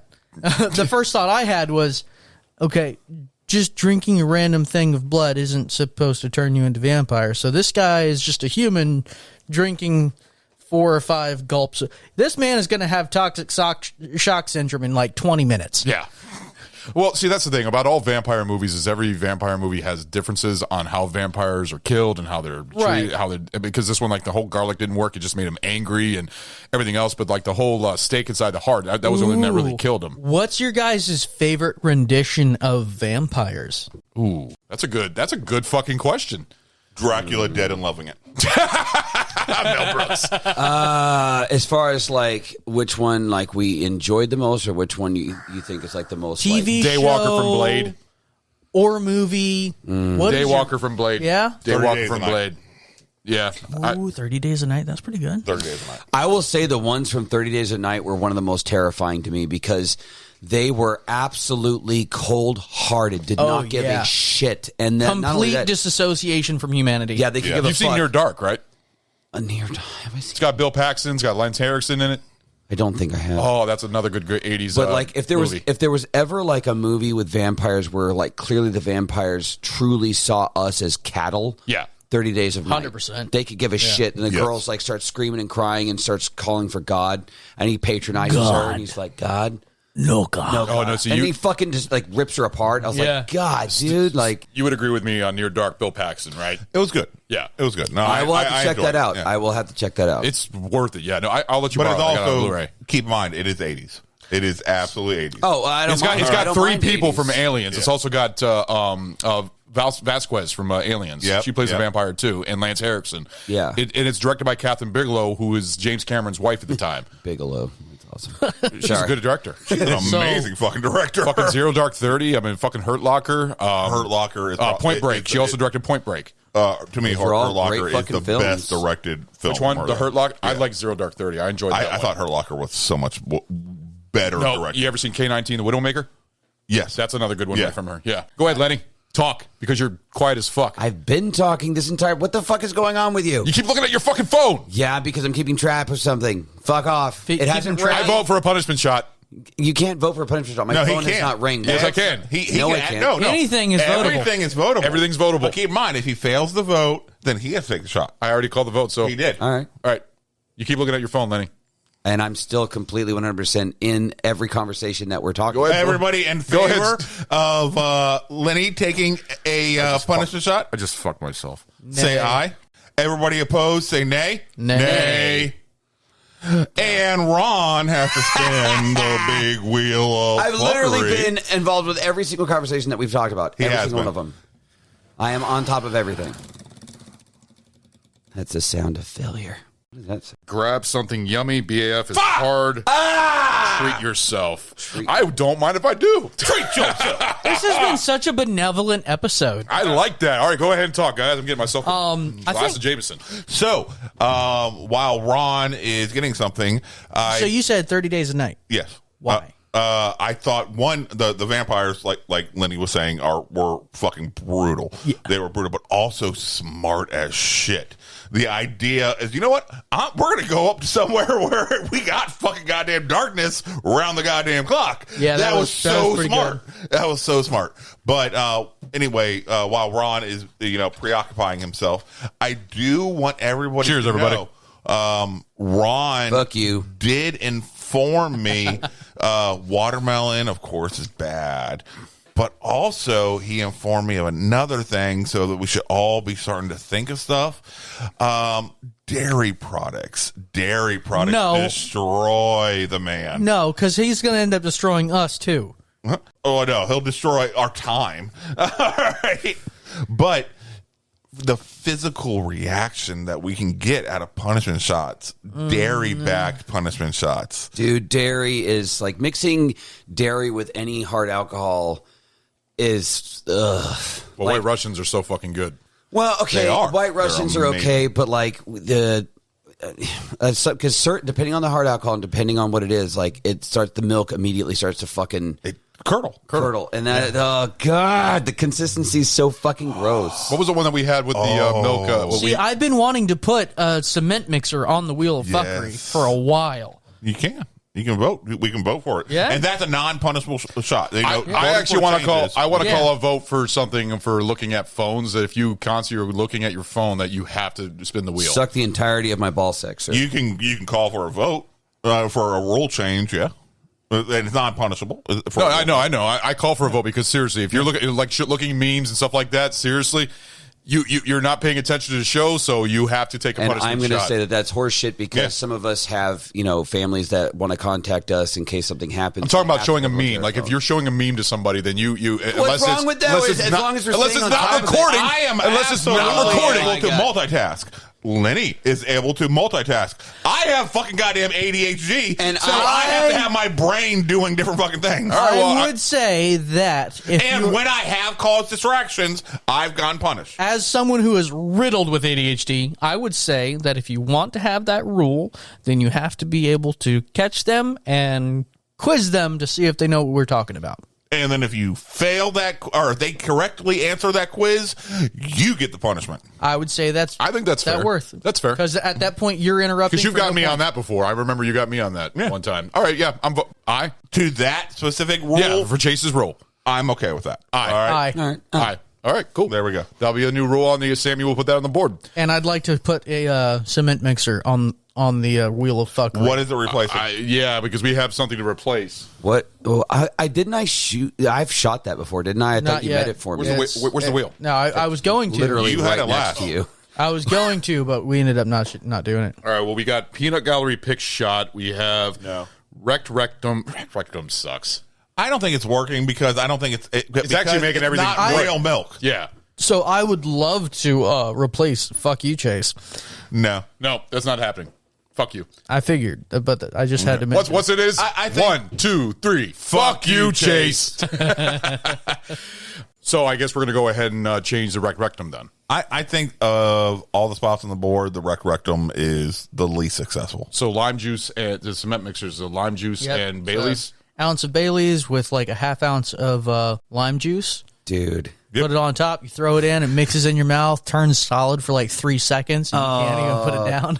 God. I'm good with that. Sounds fucking so that's the thing. terrible. All right, I vote. Yeah. Because that's the thing. It doesn't taste bad, to my knowledge. But it's like trying It's to an swallow. assault to the senses. It's like trying to swallow pudding. Like Interesting.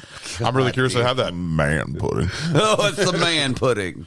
All right, so that will be our new thing on the Wheel of Fuckery. So the cement mixer. All right. Cool. I like that, and I like that. Hold new on. rule. Do we have Bailey's? Yes. Okay. I got Bailey's. I got. I make sure. I think I brought over a bottle for you. I was going to say, If we don't, I'll pick up a bottle tomorrow or something like that. I just want to make sure in case I have to go to ABC it happens anyways, to so. show up on the wheel tonight, then Yeah. we're ready to roll. I bought a 750 of Bailey's, and it's either here or at my house. I'll tell you what, my bar is just getting bigger and bigger with all the shit that we've been buying. It's getting large here. Which, by the way, for entertainment. yes, I have 7 bottles of Malort coming up next month. So, yeah. You're like, I'm going to take a bath in it. You should try that. You can't wait till you Are try you the on a microwave watch Malort. list just for being a psycho my for buying God. that yet? No, it's actually better. The fucking warm Really? Malort's better. It's not bad. It's weird. Interesting. We replaced because it lets it because it works. not coat your Didn't we mouth replace as it? much. Yeah, we replaced it on the wheel. Oh, I don't remember if we did or not. So Yeah, when the last episode was Ragnar, I believe, we replaced it. So, the last thing that we were talking about was Big raging erections. Last Yes. thing we were talking about was favorite vampires. Yes. how sexy the. Yeah, no, sorry, I got the saxophone guy popped in my head again. Let's talk about because I talked about my favorite vampire death. Like, what was y'all's? well, I already picked mine. The one with the blood or something like Yeah, that. and mine was the stereo. Yeah. Okay. Yeah, mine's the stereo. The too. stereo. Yeah. No, the fact Death that by stereo. yeah, the fact they Cool. said that death by stereo. I was like, dude, I like. He definitely had a lot of really good one-liners. Yeah. which was fucking great, dude. It's the 80s. It's got to be there, man. One of the things that, speaking of which, like there's that scene with the Frog Brothers where the one with the big blonde hair, he comes in, he's like, you're mine. And they're all like, You killed Marco. yeah, and they're like, and they go to squirt him with little squirt guns. He just fucking knocks them out of their hands. In that like small little moment, you realize just how like kind of weak and kiddish they really are. Oh, yeah, absolutely. Like when you actually put him up against like someone who's basically an adult. And they're all like, I'm going to squirt you. And he's like, fuck off. He just knocks him out of their hands. Remember that little fucking... Oh, shit, now what do we do? Like, we don't have our squirt guns anymore. I loved it when they were filling everything up with the holy water, and he like pulls up the So squirt. you didn't remember that scene? No, I was talking about in the bathtub when they're The filling squirt up the guns. squirt Oh, guns. gotcha, and he's gotcha. Like, he's got the little Uzi squirt gun, and he's like sighting it in or whatever. Yeah, the garlic infused holy water. Yeah, no, that's and well, I will say this too. Like, for instance, like in the movie Blade, I feel like the vampire deaths, at least some of them, were like very not satisfying because they would get hit with one of these things that kills them, and they just like turn to ash and kind of explode. But like with the vampire deaths in this movie were like gory and graphic as fuck. Like it was awesome. It was a lot more satisfying when one of them would eat it. David's was the pretty best like, was Dusk Till Dawn. Those were the best vampire deaths. Yeah, the Dusk Till Dawn was pretty strong. fucking crazy, dude. And the vampires were really Selma Hayek. God, I want to fuck her, bro. The Selma Hayek man. scene, I'll never forget that, man. That was fucking awesome. I think she was Queen of the fucking Damned. banging. I think those deaths were pretty fucking awesome. I love there's like this pause. Let's reflect on that. They were strong. That's actually another episode in our Halloween series we're doing. Queen of the Damned. The deaths, the vampire deaths in the original Fright Night were pretty fucking graphic as well. Yeah, I fucking love the fucking smiley face one. Yes, dude, that the was fucking girl with the disturbing fucking as fuck. big ass mouth. She's got like her face turned away and she's crying, and then like the camera pans around to where you can see her face. That was fucking disturbing. 30 Days of Night. I get it, bro. 30 Days of Night. Vampire deaths were pretty badass. Yep.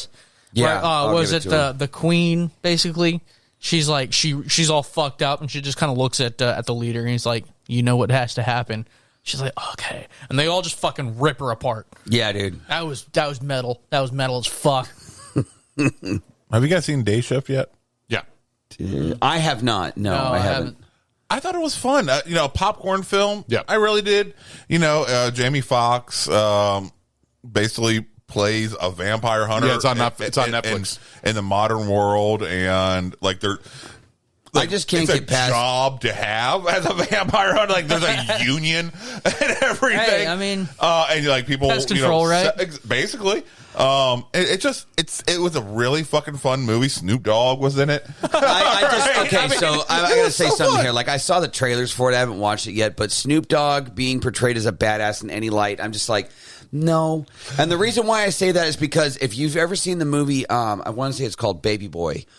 There is a scene where with Tyrese. Yes, there's a scene where Snoop Dogg, he gets out of jail, and I guess he listed Tyrese's girlfriend as his like address to where he's going to stay. Yeah, and he was like the ex-boyfriend or whatever. And there's a scene where like he is being abusive to her, and he's like wearing a wife beater, and he like cocks his fist back like he's going to hit her. And I swear to God, his fucking bicep is about as big around as my fucking wrist. I'm like, what are you going to do? You're literally skin and bones. You're not scary, bro. He is lanky as hell. He really is. But he's just like super like tiny. I'm like, you could literally, I could curl you. You're tiny as fuck. It's not, they don't have him as a physically dominating person. He's just somebody who knows how to use fucking weapons. Big Bertha. Yeah. I'll say that. Like, Super if Mario he Brothers. was a playing field like with weapons, then, okay. I could see that. Vampire in Brooklyn. Oh, with Eddie Murphy. With Eddie Murphy. Come on. Yes, that was fucking great. Oh, that was a very underrated Wes Craven film. Smooth motherfucker right there. Yep. He was the smooth best. motherfucker. I love it. I've seen that. What? I don't think I've seen. You that. haven't seen Vampire in Brooklyn? It is fun. Oh yeah, that's a good one. That's a classic. It's a Wes Craven film from the early '90s. I'll have to check that out. When he's having I'm a fun. fan. I'm a big fan of Wes Craven films. So Wes Craven's got hit or misses. There's some really good. Scream is one of his best, and of course, Nightmare on Elm Street. But when it comes to Wes Craven, there's a lot of bad ones. You said Cursed was bad with Christina Ricci. Oh, it was fucking garbage. Yeah, which I know because you love her so much, but the movie wasn't all that I'll good. still watch it all the time because she's my. You know what?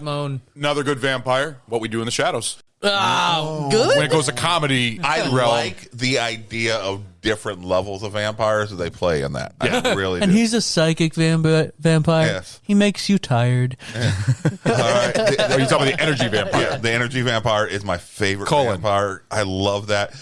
He's like, I'm just gonna keep talking to you and slowly drain your energy and talk to you about shit like that. I feed off of that. So you got Microsoft And they just fall asleep. Excel, and you That's got, fucking great. It's a great show. Force the shit out of him. He's like, yes! Yeah, but it's based off a movie where it's basically like a mockumentary film, like a documentary on three vampires that live together in a house. Basically. I think I've seen it's got Takiti Watiti in it. I've seen previews, and I want to say I've seen like a few clips, but I've never actually watched it. So I'll Really check it good. out. Actually, by the way, the new season's better than the third season. I love Baby Colin. Doing the weird, doing the it's dancing. fucking weird. Doing the dancing, it's like that. And everybody fucking loves that. All the vampires feed off of that. Yeah, it's so bad. Did you see the one with fucking Laszlo? I'm sorry, I know you guys haven't seen the show. Laszlo is getting the fucking the eye. What's it called? The when you get your your skin so it tightens up. Oh, it wasn't Laszlo. Botox. Did you see his fucking eyes like all No, it wasn't Laszlo who got that shit. Not Laszlo. Not Nag. Yeah, it was the other one who was using the genie to slowly get all this plastic surgery done on him. And he was just like, what do you mean? And I have done nothing to myself. I'm telling you, it's a funny show. It's really funny. And the familiar for one of them is actually a descendant of Van Helsing. On that note, I was going to say, like, one of the things I wanted to throw out there is just the idea of it is just making Chase lose it. I love it. I was going to say, like, if you guys have any like fun factoids about the film, one of the things that I found out about it was one of the very famous actor was going to end up in the film possibly as Michael, and that was Ben Stiller. What? Yeah, Ben Stiller? They were definitely strongly considering Ben Stiller being in the film, and Jim Carrey was also considered for the role of Michael. Wasn't he also in one called Once Bitten? Oh, twice. Was it twice Once Bitten? It's Once Bitten. So you know what that reminds me of? Comedy one. But no, I could kind of see if they were trying to go for lean more into the comedic horror route. But I think that would have been too comedic. Yeah. No, if you think about it, some of the things like when he's flying outside the window, like, let me in! I could see Jim Carrey or Ben Stiller just selling that over the fucking top. I had a big problem with that because it's like he's freaking out because he doesn't know how to get out of flying, but he just rips the window open like, oh, this is gonna go well. You can't get down, so let's open the window.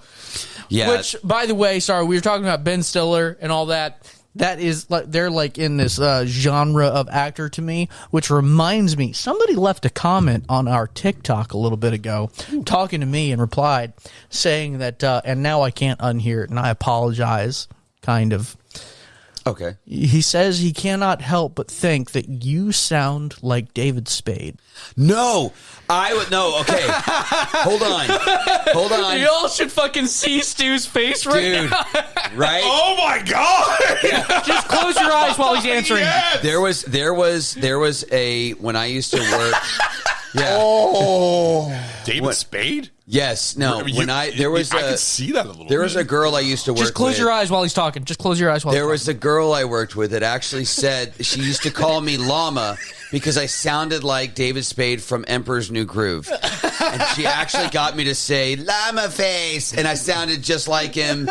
It became a whole thing. The way you talk, your mannerisms reminds me of more of him in what was it, Dickie Roberts? Yeah. Oh my god. I know. I get So I've gotten that. That's not the first time I've heard it. I've gotten that before, where people say I sound like David Spade when I talk. Whoever fucking pointed that out to Chase on the TikTok, thank you. Thank you so goddamn much. I remember seeing that comment, you took actually. the time to really analyze my voice. I appreciate that. Which attention to detail. And check out my Instagram. It's Barrel Aged Chase. You can see a photo of Lenny and just the juxtaposition between sounding like David Spade and what he actually looks like.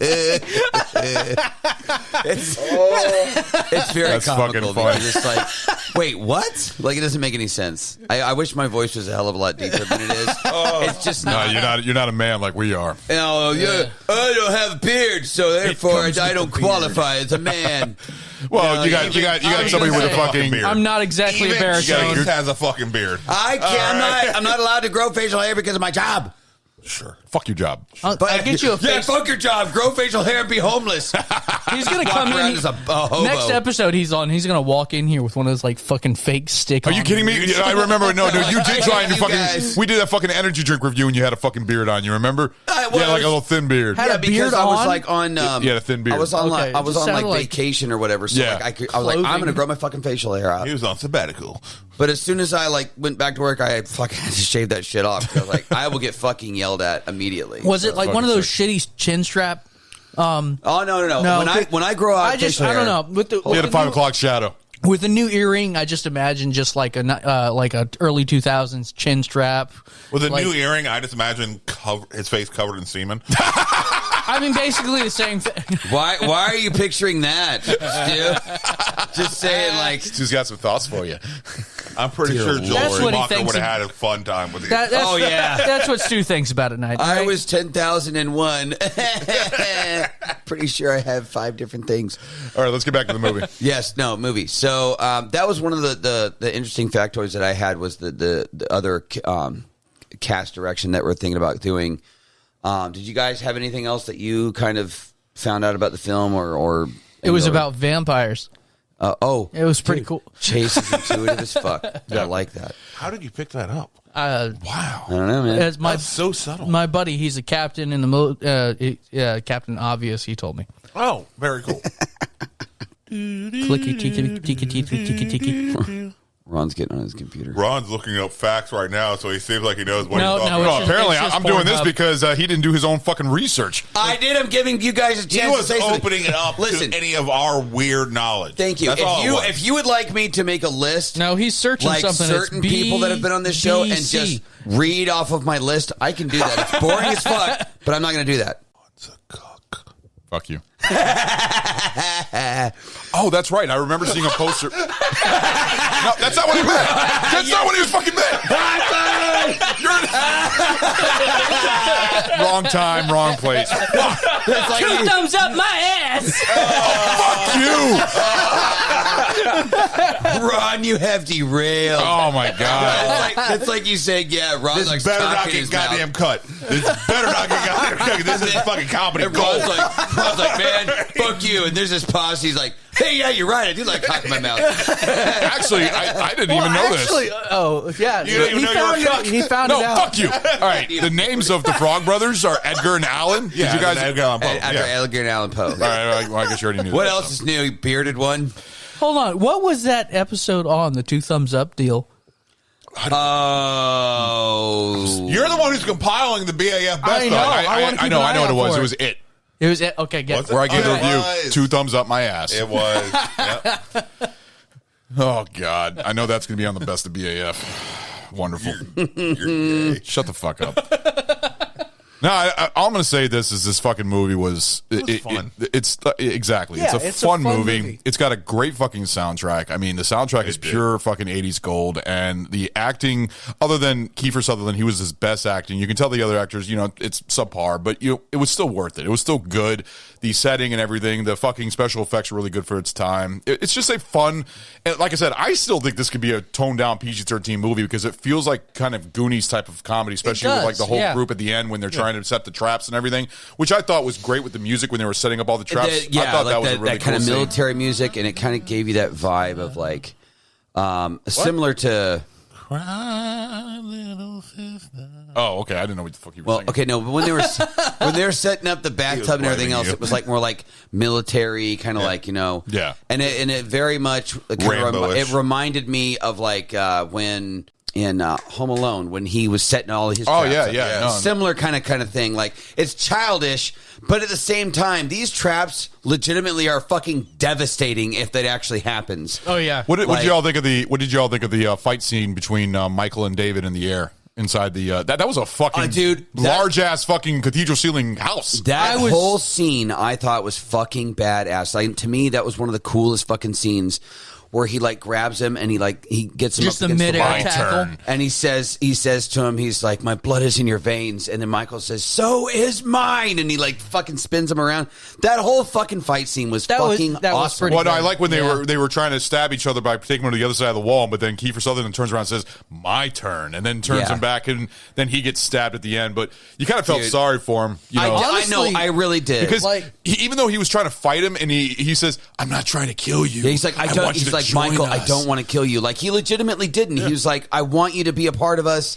Let's like, come on, don't fucking just do want this. to be Yeah. friends. And there was a part, and like even for me when I was younger, I was like, yeah, Michael, like stop being a bitch. Like be a fucking vampire. You don't have to attack innocent people. Just peruse the Yeah, be like Tom boardwalk. Cruise and fucking interview the vampire and eat rats. Or no, better Be a than rats. Vampire Dexter. Better than rats. Yes. I would walk watch around the the fuck out of boardwalk, that movie. find people who are legitimate shitheads, and off those motherfuckers. So basically, Or- it was like a fucking basically like a good vampire killing all the bad people. basically. exactly like Dexter. Like you go around finding people who are legitimate, like people who are victimizing innocents. But that's like And the you- Daywalker Blade. Yeah. Right. Well, when you think about it. Yeah, but Blade went after vampires. If I was a vampire, I would say, hey, go after the blood bags. Let's walk around. Let's walk around, peruse, find all the pieces of shit that don't need to be walking around, and feed on those motherfuckers. Yep. I think it could have worked. I really think that Michael shouldn't have been a little bitch and tried to kill David. I think he should have joined the fucking gang. And He just stopped should being a have. bit. Yeah, I agree. David, if you're listening, I'll drink the wine. Just come find me. He's dead. No, he's not. He's dead. Saxophone guy and I are going to both drink the wine, and then we'll be best buds who don't touch each other. What? 6 feet apart because we're not gay. Yes. He'll like play the saxophone and have fangs. It'd be really cool. And then penetrate you. with the teeth. With the no, teeth. we're just friends. Yeah, we'll go with that. We're just friends that skip along with the fucking saxophone. I don't appreciate. You know what? He just eats some cheese and he can play it perfectly fine when it's back there. Yes. What? I was like Ron in the bathroom. You took it too far, my friend. I'm sorry. I'm one of those guys. I don't mix food and sex. That's gross. No. I'm going to stick these cheeses in your butt and then I'm going to eat them. No. That's gross. Like, I'm not going to go any further because it's just getting really graphic. All right, let's go ahead. You want to go ahead and do our pint reviews? Yeah. Sure. All right, we're going to start with... This episode is out of fucking control. It's getting way out of control. Stu, you go first. Okay, for enjoyment, I'm giving this a strong 4. Nice. For some reason, it like I said, it was timeless, but also like the epitome of 80s. It was weird how they walked that line. Had a great time overall. The acting was horse shit. I had characters I didn't fucking like in it, but it still transcended. I was a all little of shocked that you hated the Frog Brothers. They were so fucking annoying. Fuck those guys. See, that's the thing with me. When I first watched it, I had the same viewpoint. But then watching it for the second time, I realized that they wasn't supposed to be taking itself seriously the whole time. I know. And it's a comedy horror, absolutely. And it's just so it did that so well. It really did. But no, enjoyment. It's one of those movies, which, like I said, it's weird that I always have fond memories of this film, but it's not one of those films I watch often. Yeah. All right. It's weird. I'm not like Ron, who has, it's, September 15th. I have to watch this film that I've seen 14 times. Otherwise, I have a tradition. Come on. You don't fuck with tradition. Yes. But no, but you have to watch all the Rocky films before we do the recording. No, I fucking don't. Rewatching it. That's part of the fucking show. You watch the movie. And you know what? I did a great job in the podcast. Did you, though? Eat my butt with a spoon. What Continue, the fuck? Stu. Critically, this is not a good film. This is critically not a good film. The acting was so bad. Oh, it was the 80s. It was the 80s. Yeah, I would say for the era, it was pretty much on par. The effects were good. Yeah. For when it was, the effects were good. I'll give it that. The soundtrack, amazing. Cry Little Sister is a great song. Yeah. Jim Morrison's People Are Strange. Yes. Being redone. That's a good one. Yeah, and that was redone by a handful of fucking big-time artists. But it just, I loved the beginning and when it's played in the beginning. I loved it. But no, that Cry Little Sister just fits so goddamn well. Yeah. With the film. So the soundtrack was great. The effects were decent for the time period. Acting was garbage. Some of the sound mixing was fucking garbage. Some of the directional choices, I was like, it's a little fucking weird. I'll give it a 2.5 at best for critical. Damn. All right. But it doesn't take away my enjoyment of the film. Yeah. Right. It really doesn't. All right, it's no, 5 like Predator, was. Shut the fuck up. But it is leaps and bounds. He doesn't believe you. Better than Split Second. Ah, damn it. This is better than Split Second. Well, okay, yes, it's better than Split Second. No, that's not what you said. You said you get Split Second a fucking 5. I don't know. I was joking, no, you fuck retard. you. That's not what you said. You said you were serious. I was not serious. I said that to make Stu cry. Do you all recall him saying... I recall him saying that there's a bonus pint for how good that movie was. Yeah, I was like, let's give it 6. I'm going to give it... Rod's like, oh, God, I'm going to throw up in my mouth. Jesus Christ. Like, remember the time when the clock came through and it just like started going, and there was Lenny thinks that Just give me your sunglasses. better than Predator. Yeah, it was pretty. You think good. this is better than Predator? He thinks Split Second was better than Predator. You're fucking dumbass. I mean, better than Predator 2. Predator 2 is amazing. Shut the fuck up. He's like, I swear to God, Putting fucking Chase, AVP as don't number you 2 in the jump fucking on the mix. Swear to God. Liam was better than Split Second. Okay. All right, Chase, how about you? What are your 5 reviews? The Room may have been better than Split Second. Enjoyability, I'm going to give it a 3.5. Critically, I can't go as low as Stu.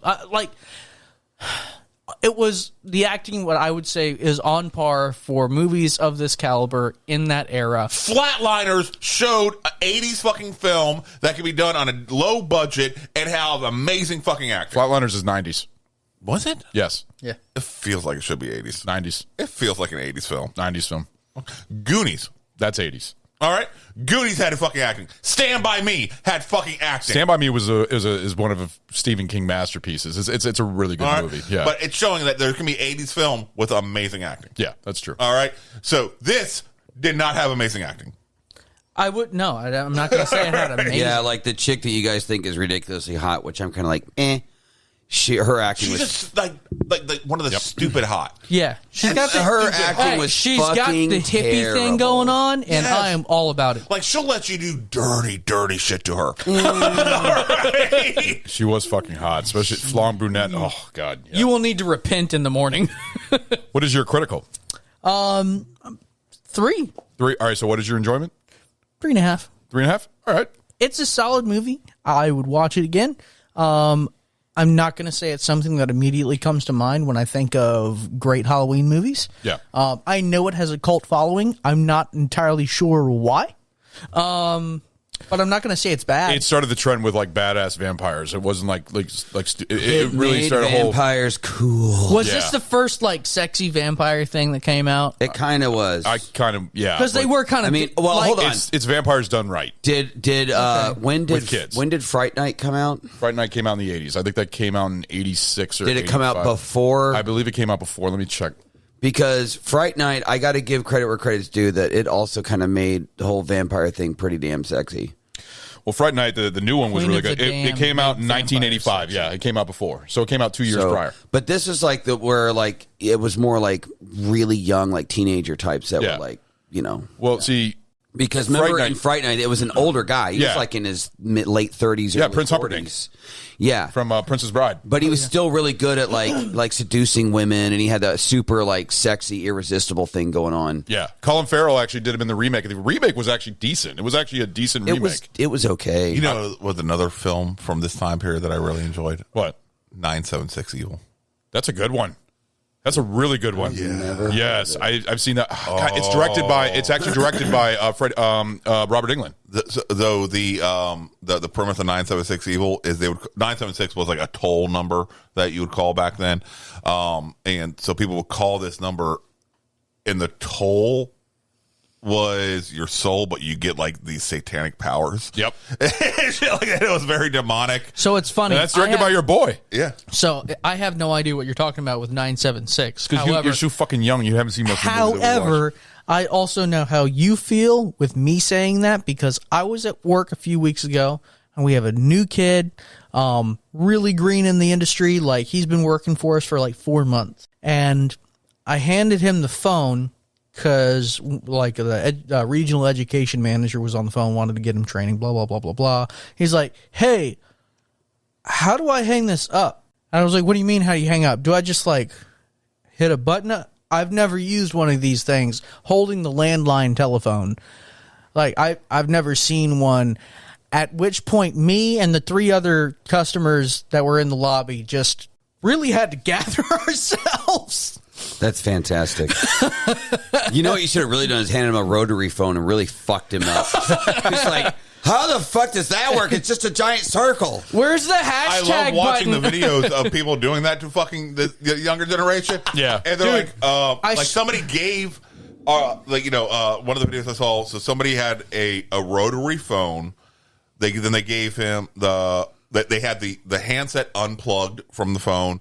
the actual phone cable unplugged, and then the little box that it would plug into your wall and stuff like that. Yeah. So they gave him the box, the cable, the phone base, and the receiver all unplugged from each other. It's like, all right, if you have to make a phone call, what do you do? And then just watching them try to figure out how to put these simple fucking things together. All right. Now I want you to dial this number. And then there's like, dude, I remember having a landline in my room and thinking, oh man, it's fucking cool. Did you have a burger phone? No, I always wanted one though. I had one of the Sports Illustrated, or like a football phone. Yeah, dude. Oh, God, that thing was bad. And I also had, I remember one of the clear phones. Yes, we had the clear phones. Yeah, yes. I had one of those. See the whole inside. You see all the insides. Cool, man. That was very Badass. 90s. That was a 90s thing. I loved that. No, it was funny. I overheard another one like a year ago, but this lady had her daughter was holding the phone, like listening to like electronic prompts, and like, then press the pound key, and she's sitting there talking to her mom. She goes, "What's the pound key?" And she goes, "Oh, it's that one." You mean the hashtag? And I just fucking wanted to die. But if you think about it, if you ask your child now, all right, pretend you're talking on the phone, their hand, we all do this. They go like this. Yeah. Or like this, like they're holding, the brick. It's like that. I've never heard it. No, that's like my kid. My kids do this. Yes, does this. Like he's they're holding something. The rectangular, phone, cell phone, because their ears. All right, versus we're all right because you actually had that curve. You had the thumb up and the pinky down. All right, this just in, everybody. We're fucking old. Yeah, shut up. You're fucking 12. You're the fucking young one. You. All right. Well, I'm gonna go ahead and give my pint reviews real quick. Enjoyment. This is a 4. This is a pure 80s movie. I fucking love the 80s. 80s movies are my ultimate favorite, and I think this is pure, the practical effects, the acting. There's a lot of 80s movies, mostly horror movies, don't have the best acting. I think that's mostly like 75% of them. There's only like very few that have like strong acting when it comes to horror in the 80s. But this one was just great. Kiefer Sutherland was a fucking great vampire. I think this was one of his first films, too, that really brought him up because he was actually he's a teenager in this one. He's almost like 19, 18, 20 or something like that. I think he's like 20-ish. Yeah, but it really showed his acting to the point where he became a great actor, to the point where I loved him because he was also used in another of Joel Schumacher's films, Phone Booth, that voice behind for the sniper, and Flatliners, too. Yes. I mean, he's in a lot of them. Yes. But Flatliners was so goddamn good. Very good. Dark, too. I mean, dark as fuck, but it's a really good movie. I think that's got Kevin Bacon in it, too, I believe. But also, I enjoy the hell out of this film, and the thing is, I've gained so much more respect for it because in the past, I didn't like it as much, and then watching it over and over again, it just became a staple in my life as 80s movies. I love it. Now, critically, I would give this a 2.5. I'm actually in the same with Stu on my reviews on this because there is bad acting in it. The special effects are good, but there's some times where I'm looking at the special effects and they're not that good, especially when you're seeing the makeup on the heads. You could tell, you could see the line and everything, but the quality does fluctuate throughout the movie. Yeah, but I mean, overall, it's 80s charm. I fucking love it. It's practical effects. It's better than CGI. I mean, even that scene when David and Michael are fucking battling in the air, you could tell how bad that is with, the background and everything else. But you know what? It was worth it. I was going to say, entertaining. there is a certain amount of satisfaction with finally seeing one of the characters fly after everything else. They just have just the camera. Yeah, exactly. And you're like, oh, what the fuck is that? And I finally saw him like lift off on the screen. I'm like, yes, finally. So that's what it looks like. Okay. That fucking beginning scene when the fucking cop or the rent-a-cop or whatever you call it is telling you need to go and everything else, and then they go and attack him. I fucking love that scene right there. That whole scene when they're when he tells them we need to feed. That's you can see what we are. It was little. But in that scene, when they come down, they go to swoop him up, and he just grabs a handle, and he keeps yanking on it, and his thumb is staying like 2 inches away from the button to actually do anything. I'm like, how many times have you used a car door? Yeah. There's an extra step. You're really okay. No, you're like, nope, just gonna hold on to it. All right, you had that coming to you. You fucking idiot. That's exactly what I was thinking. But another thing about this movie is it kind of brings me back to Goonies. It brings me back to the Monster Squad. I mean, the whole ordeal with them battling, like just the Monster Squad when they're battling the old classic monsters. When they're battling the vampires, like the preparation. Yes, I fucking love that. The preparation at the end. I loved Max. Like I said, Max was a fucking great character, a great villain, and I thought that he did great in the role. And you could tell. I loved his just even Corey Haim, the fucking 80s like shit that he wore. So fucking 80s. I fucking loved it. So cool. Oh god, it was like if you're the looking two for the different diet- pattern diet shirts. frozen Oh my yogurt. god!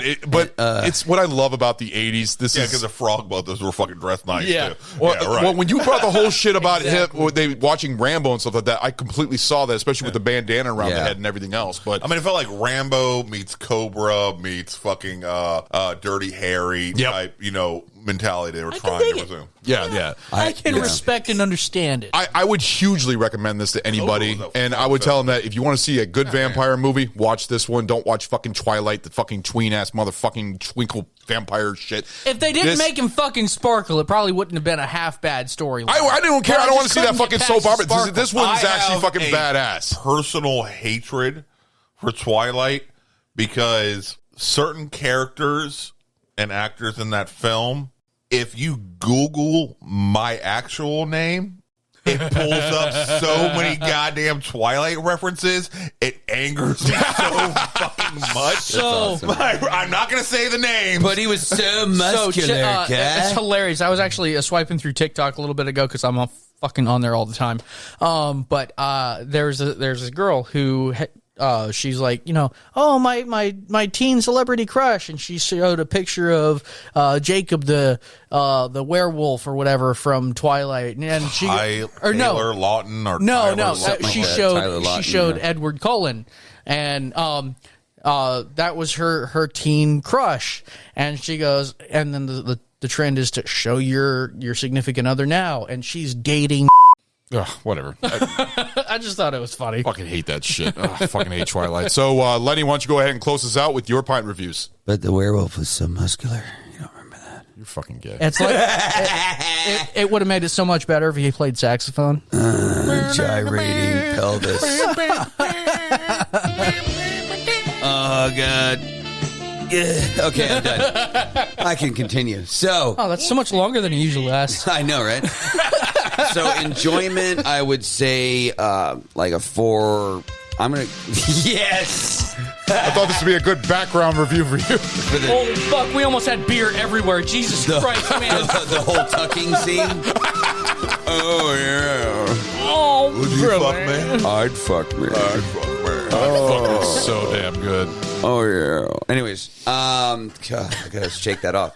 Awkward I'd erection. say I'm gonna say 4.5. I fucking love this film for enjoyment. About 4.5. Okay, I can understand that because you've been. Respectful. I remember when we did our show, you said no matter what, I'm claiming Lost Boys. Like you said that repeatedly over and over again. I fucking love this film. I think it's awesome. It's just there's so many awesome lines like from both sides of the playing field. Like I said, David's the character David is like so awesome. I love like just everything about him, his confidence. Like the part where they're on the merry-go-round and the fucking cops got him in like a hold. Yeah. And he's so like has this slight it's very subtle, but if you watch, he's got this slight smirk on his face because in the back of his mind he's like, I'm gonna fucking kill you tonight. Yeah. You're fucking done. He's not even remotely upset. He never loses his cool. He's just like, okay, all right, boys, we're leaving. And I was gonna say too, like with the whole like 80s like style and stuff, I have to say that like all the dudes like the Lost Boys were fucking dressed damn good. Like they looked fucking awesome. Like David 100%. with like the coat and the fuck always wearing black and the hair. It all fucking worked. and I loved Alex Winter from Bill and Ted's Excellent Adventure. Yes, dude. And then Michael was like the only one that he was like when he had the leather the jacket and like just this plain shirt and the pants. Like it looked good. Yeah. And then, like, his brother was fucking wearing whatever the fuck he was wearing. The I'm like, you can't- whitish, grayish suit thing. What's that That song? had, like, That's what he kind of reminded me of, the way that he was Rickroll. dressed. Yeah, Is that dude. what it was? Never gonna give you up. Never give you up. I That's, was just like, dude, stop it. Like, pick a fucking color pattern. For God's sakes, fashion was weird back then. But anyways, so critically, I'm gonna go with at least a 3. At least a 3. And all right. That's the fair. reason why is because, yes, there definitely was some terrible fucking acting, and there were some very awkward lines in there. Like when the girl's walking and she's talking to the main character, Michael, And he says, "Oh yeah, my name's Michael." And she's like, "Oh, Michael, I like Michael." And I'm like, that doesn't make any sense. What do you mean you like Michael? Like, you're fucking retarded. Yeah, like, no, that was a little weird. It was awkward as shit. There were several lines in this movie where I was like, I kind of like Michael. That doesn't make any Michael. sense. Critically, there's one thing I have to bring up that I forgot to bring up on critically was the sounds in this movie. I did not care for because it was like overkill on sound. Like you can just, when they're inside the cave, you just heard all the sound effects and it was just too much, and it kind of distracted a little bit from the dialogue. Yeah, it's I don't know if you guys got that, but I got that. Even you had a few points in the intro really where I know me you that just much. straight ripped them from the film. I'm like, but god damn, you're hearing more of what's going on in the background. That's what I'm saying. But when you're watching the movie, it was like that too. No, like I said, I'm not. Yeah. Doing it, but it's poor sound mixing. It really was, and that happens in so many movies. And so, like I said, multi-million-dollar budget. I feel like you could do better. Yeah, absolutely. And so, like, there's a lot of awkward lines. There was a lot of like kind of awkward little moments, but I feel like at the same time, flipping the coin over, there were definitely some amazing acting scenes, in my opinion, especially from Kiefer Sutherland. Like, yes. So many good lines, so many good parts. There was some really good acting done by Michael as well. The guy who plays Michael. That whole Jason Patrick. That whole fight scene at the end and the dialogue and everything else was very powerful to me. I thought it was fucking great. Yeah. And there was definitely some comedic lines that were well placed, that were really good, and that did work. So I love Corey Feldman's lines. I'm sorry. Yeah, and the whole like with the grandfather at the end, you know, and he reveals that he fucking knew the whole time. Stuff like that. But like overall, I'd give it a 3. And for those of you that have not seen this film, first of all, what the fuck is the matter with you? I would definitely recommend it. And second of all, I absolutely would recommend this film. Yes. It is amazing. But do you feel that today's generation watching this film, do you think they would enjoy it? Enjoy, yes. Appreciate, no. I don't think they'd appreciate it. No, they would probably be like, okay, it's kind of entertaining. They would probably focus. Unfortunately, I think that this generation, they focus too much on the special effects and not on like the subtle things that you catch. Everything's so the CGI tone of voice, I the way have to someone admit, looks at somebody. I'm that way sometimes. I really am. I'm actually I'm curious. I think I might show this to my oldest. You should. In order to try to gauge his, because we watch a lot of shit, and we'll sit down and we'll talk shit about the film as it's going on, and just point out fucked up shit. I'm very proud of the warped sense of humor that I've ingrained in him. Right? Like, I can sit down. I can't wait till he can drink. That was so much more fun. I'm curious because this is something that I actually enjoy, but I don't know if he will. That's gonna be an interesting experiment. Yeah, absolutely. So, like I said, overall, young or old, give this movie a chance. I think I'm very, very happy that I got to be the one to choose this film. I was honored to be able to cover it, and it will always be, like you said, it'll be like a mainstay in my repertoire of like horror movies and like Halloween type movies. All right, so that is the end of our episode for The Lost Boys. So stay tuned for our next Halloween episode coming out next week. And guys, this was fun. So hope you guys have a good one, and good night, guys. Bye-bye. Thank you so much. Ron sucks. Hey guys, this is Ron. Thank you for listening to our podcast, Barrel Age Flicks. 2022 has been an amazing year with our great shows, including BAF, The Small Batch, Sammy Select, and The Tasting Room. If you like our show, please leave a 5-star rating on Apple Podcasts and Spotify. Guys, this helps out enormously. Give us a follow on Instagram at Barrel Age Flicks Podcast. If you would like to send us a special film request, please contact us via Instagram and we will give you a personal shout out on the show. We are also on Facebook and Twitter.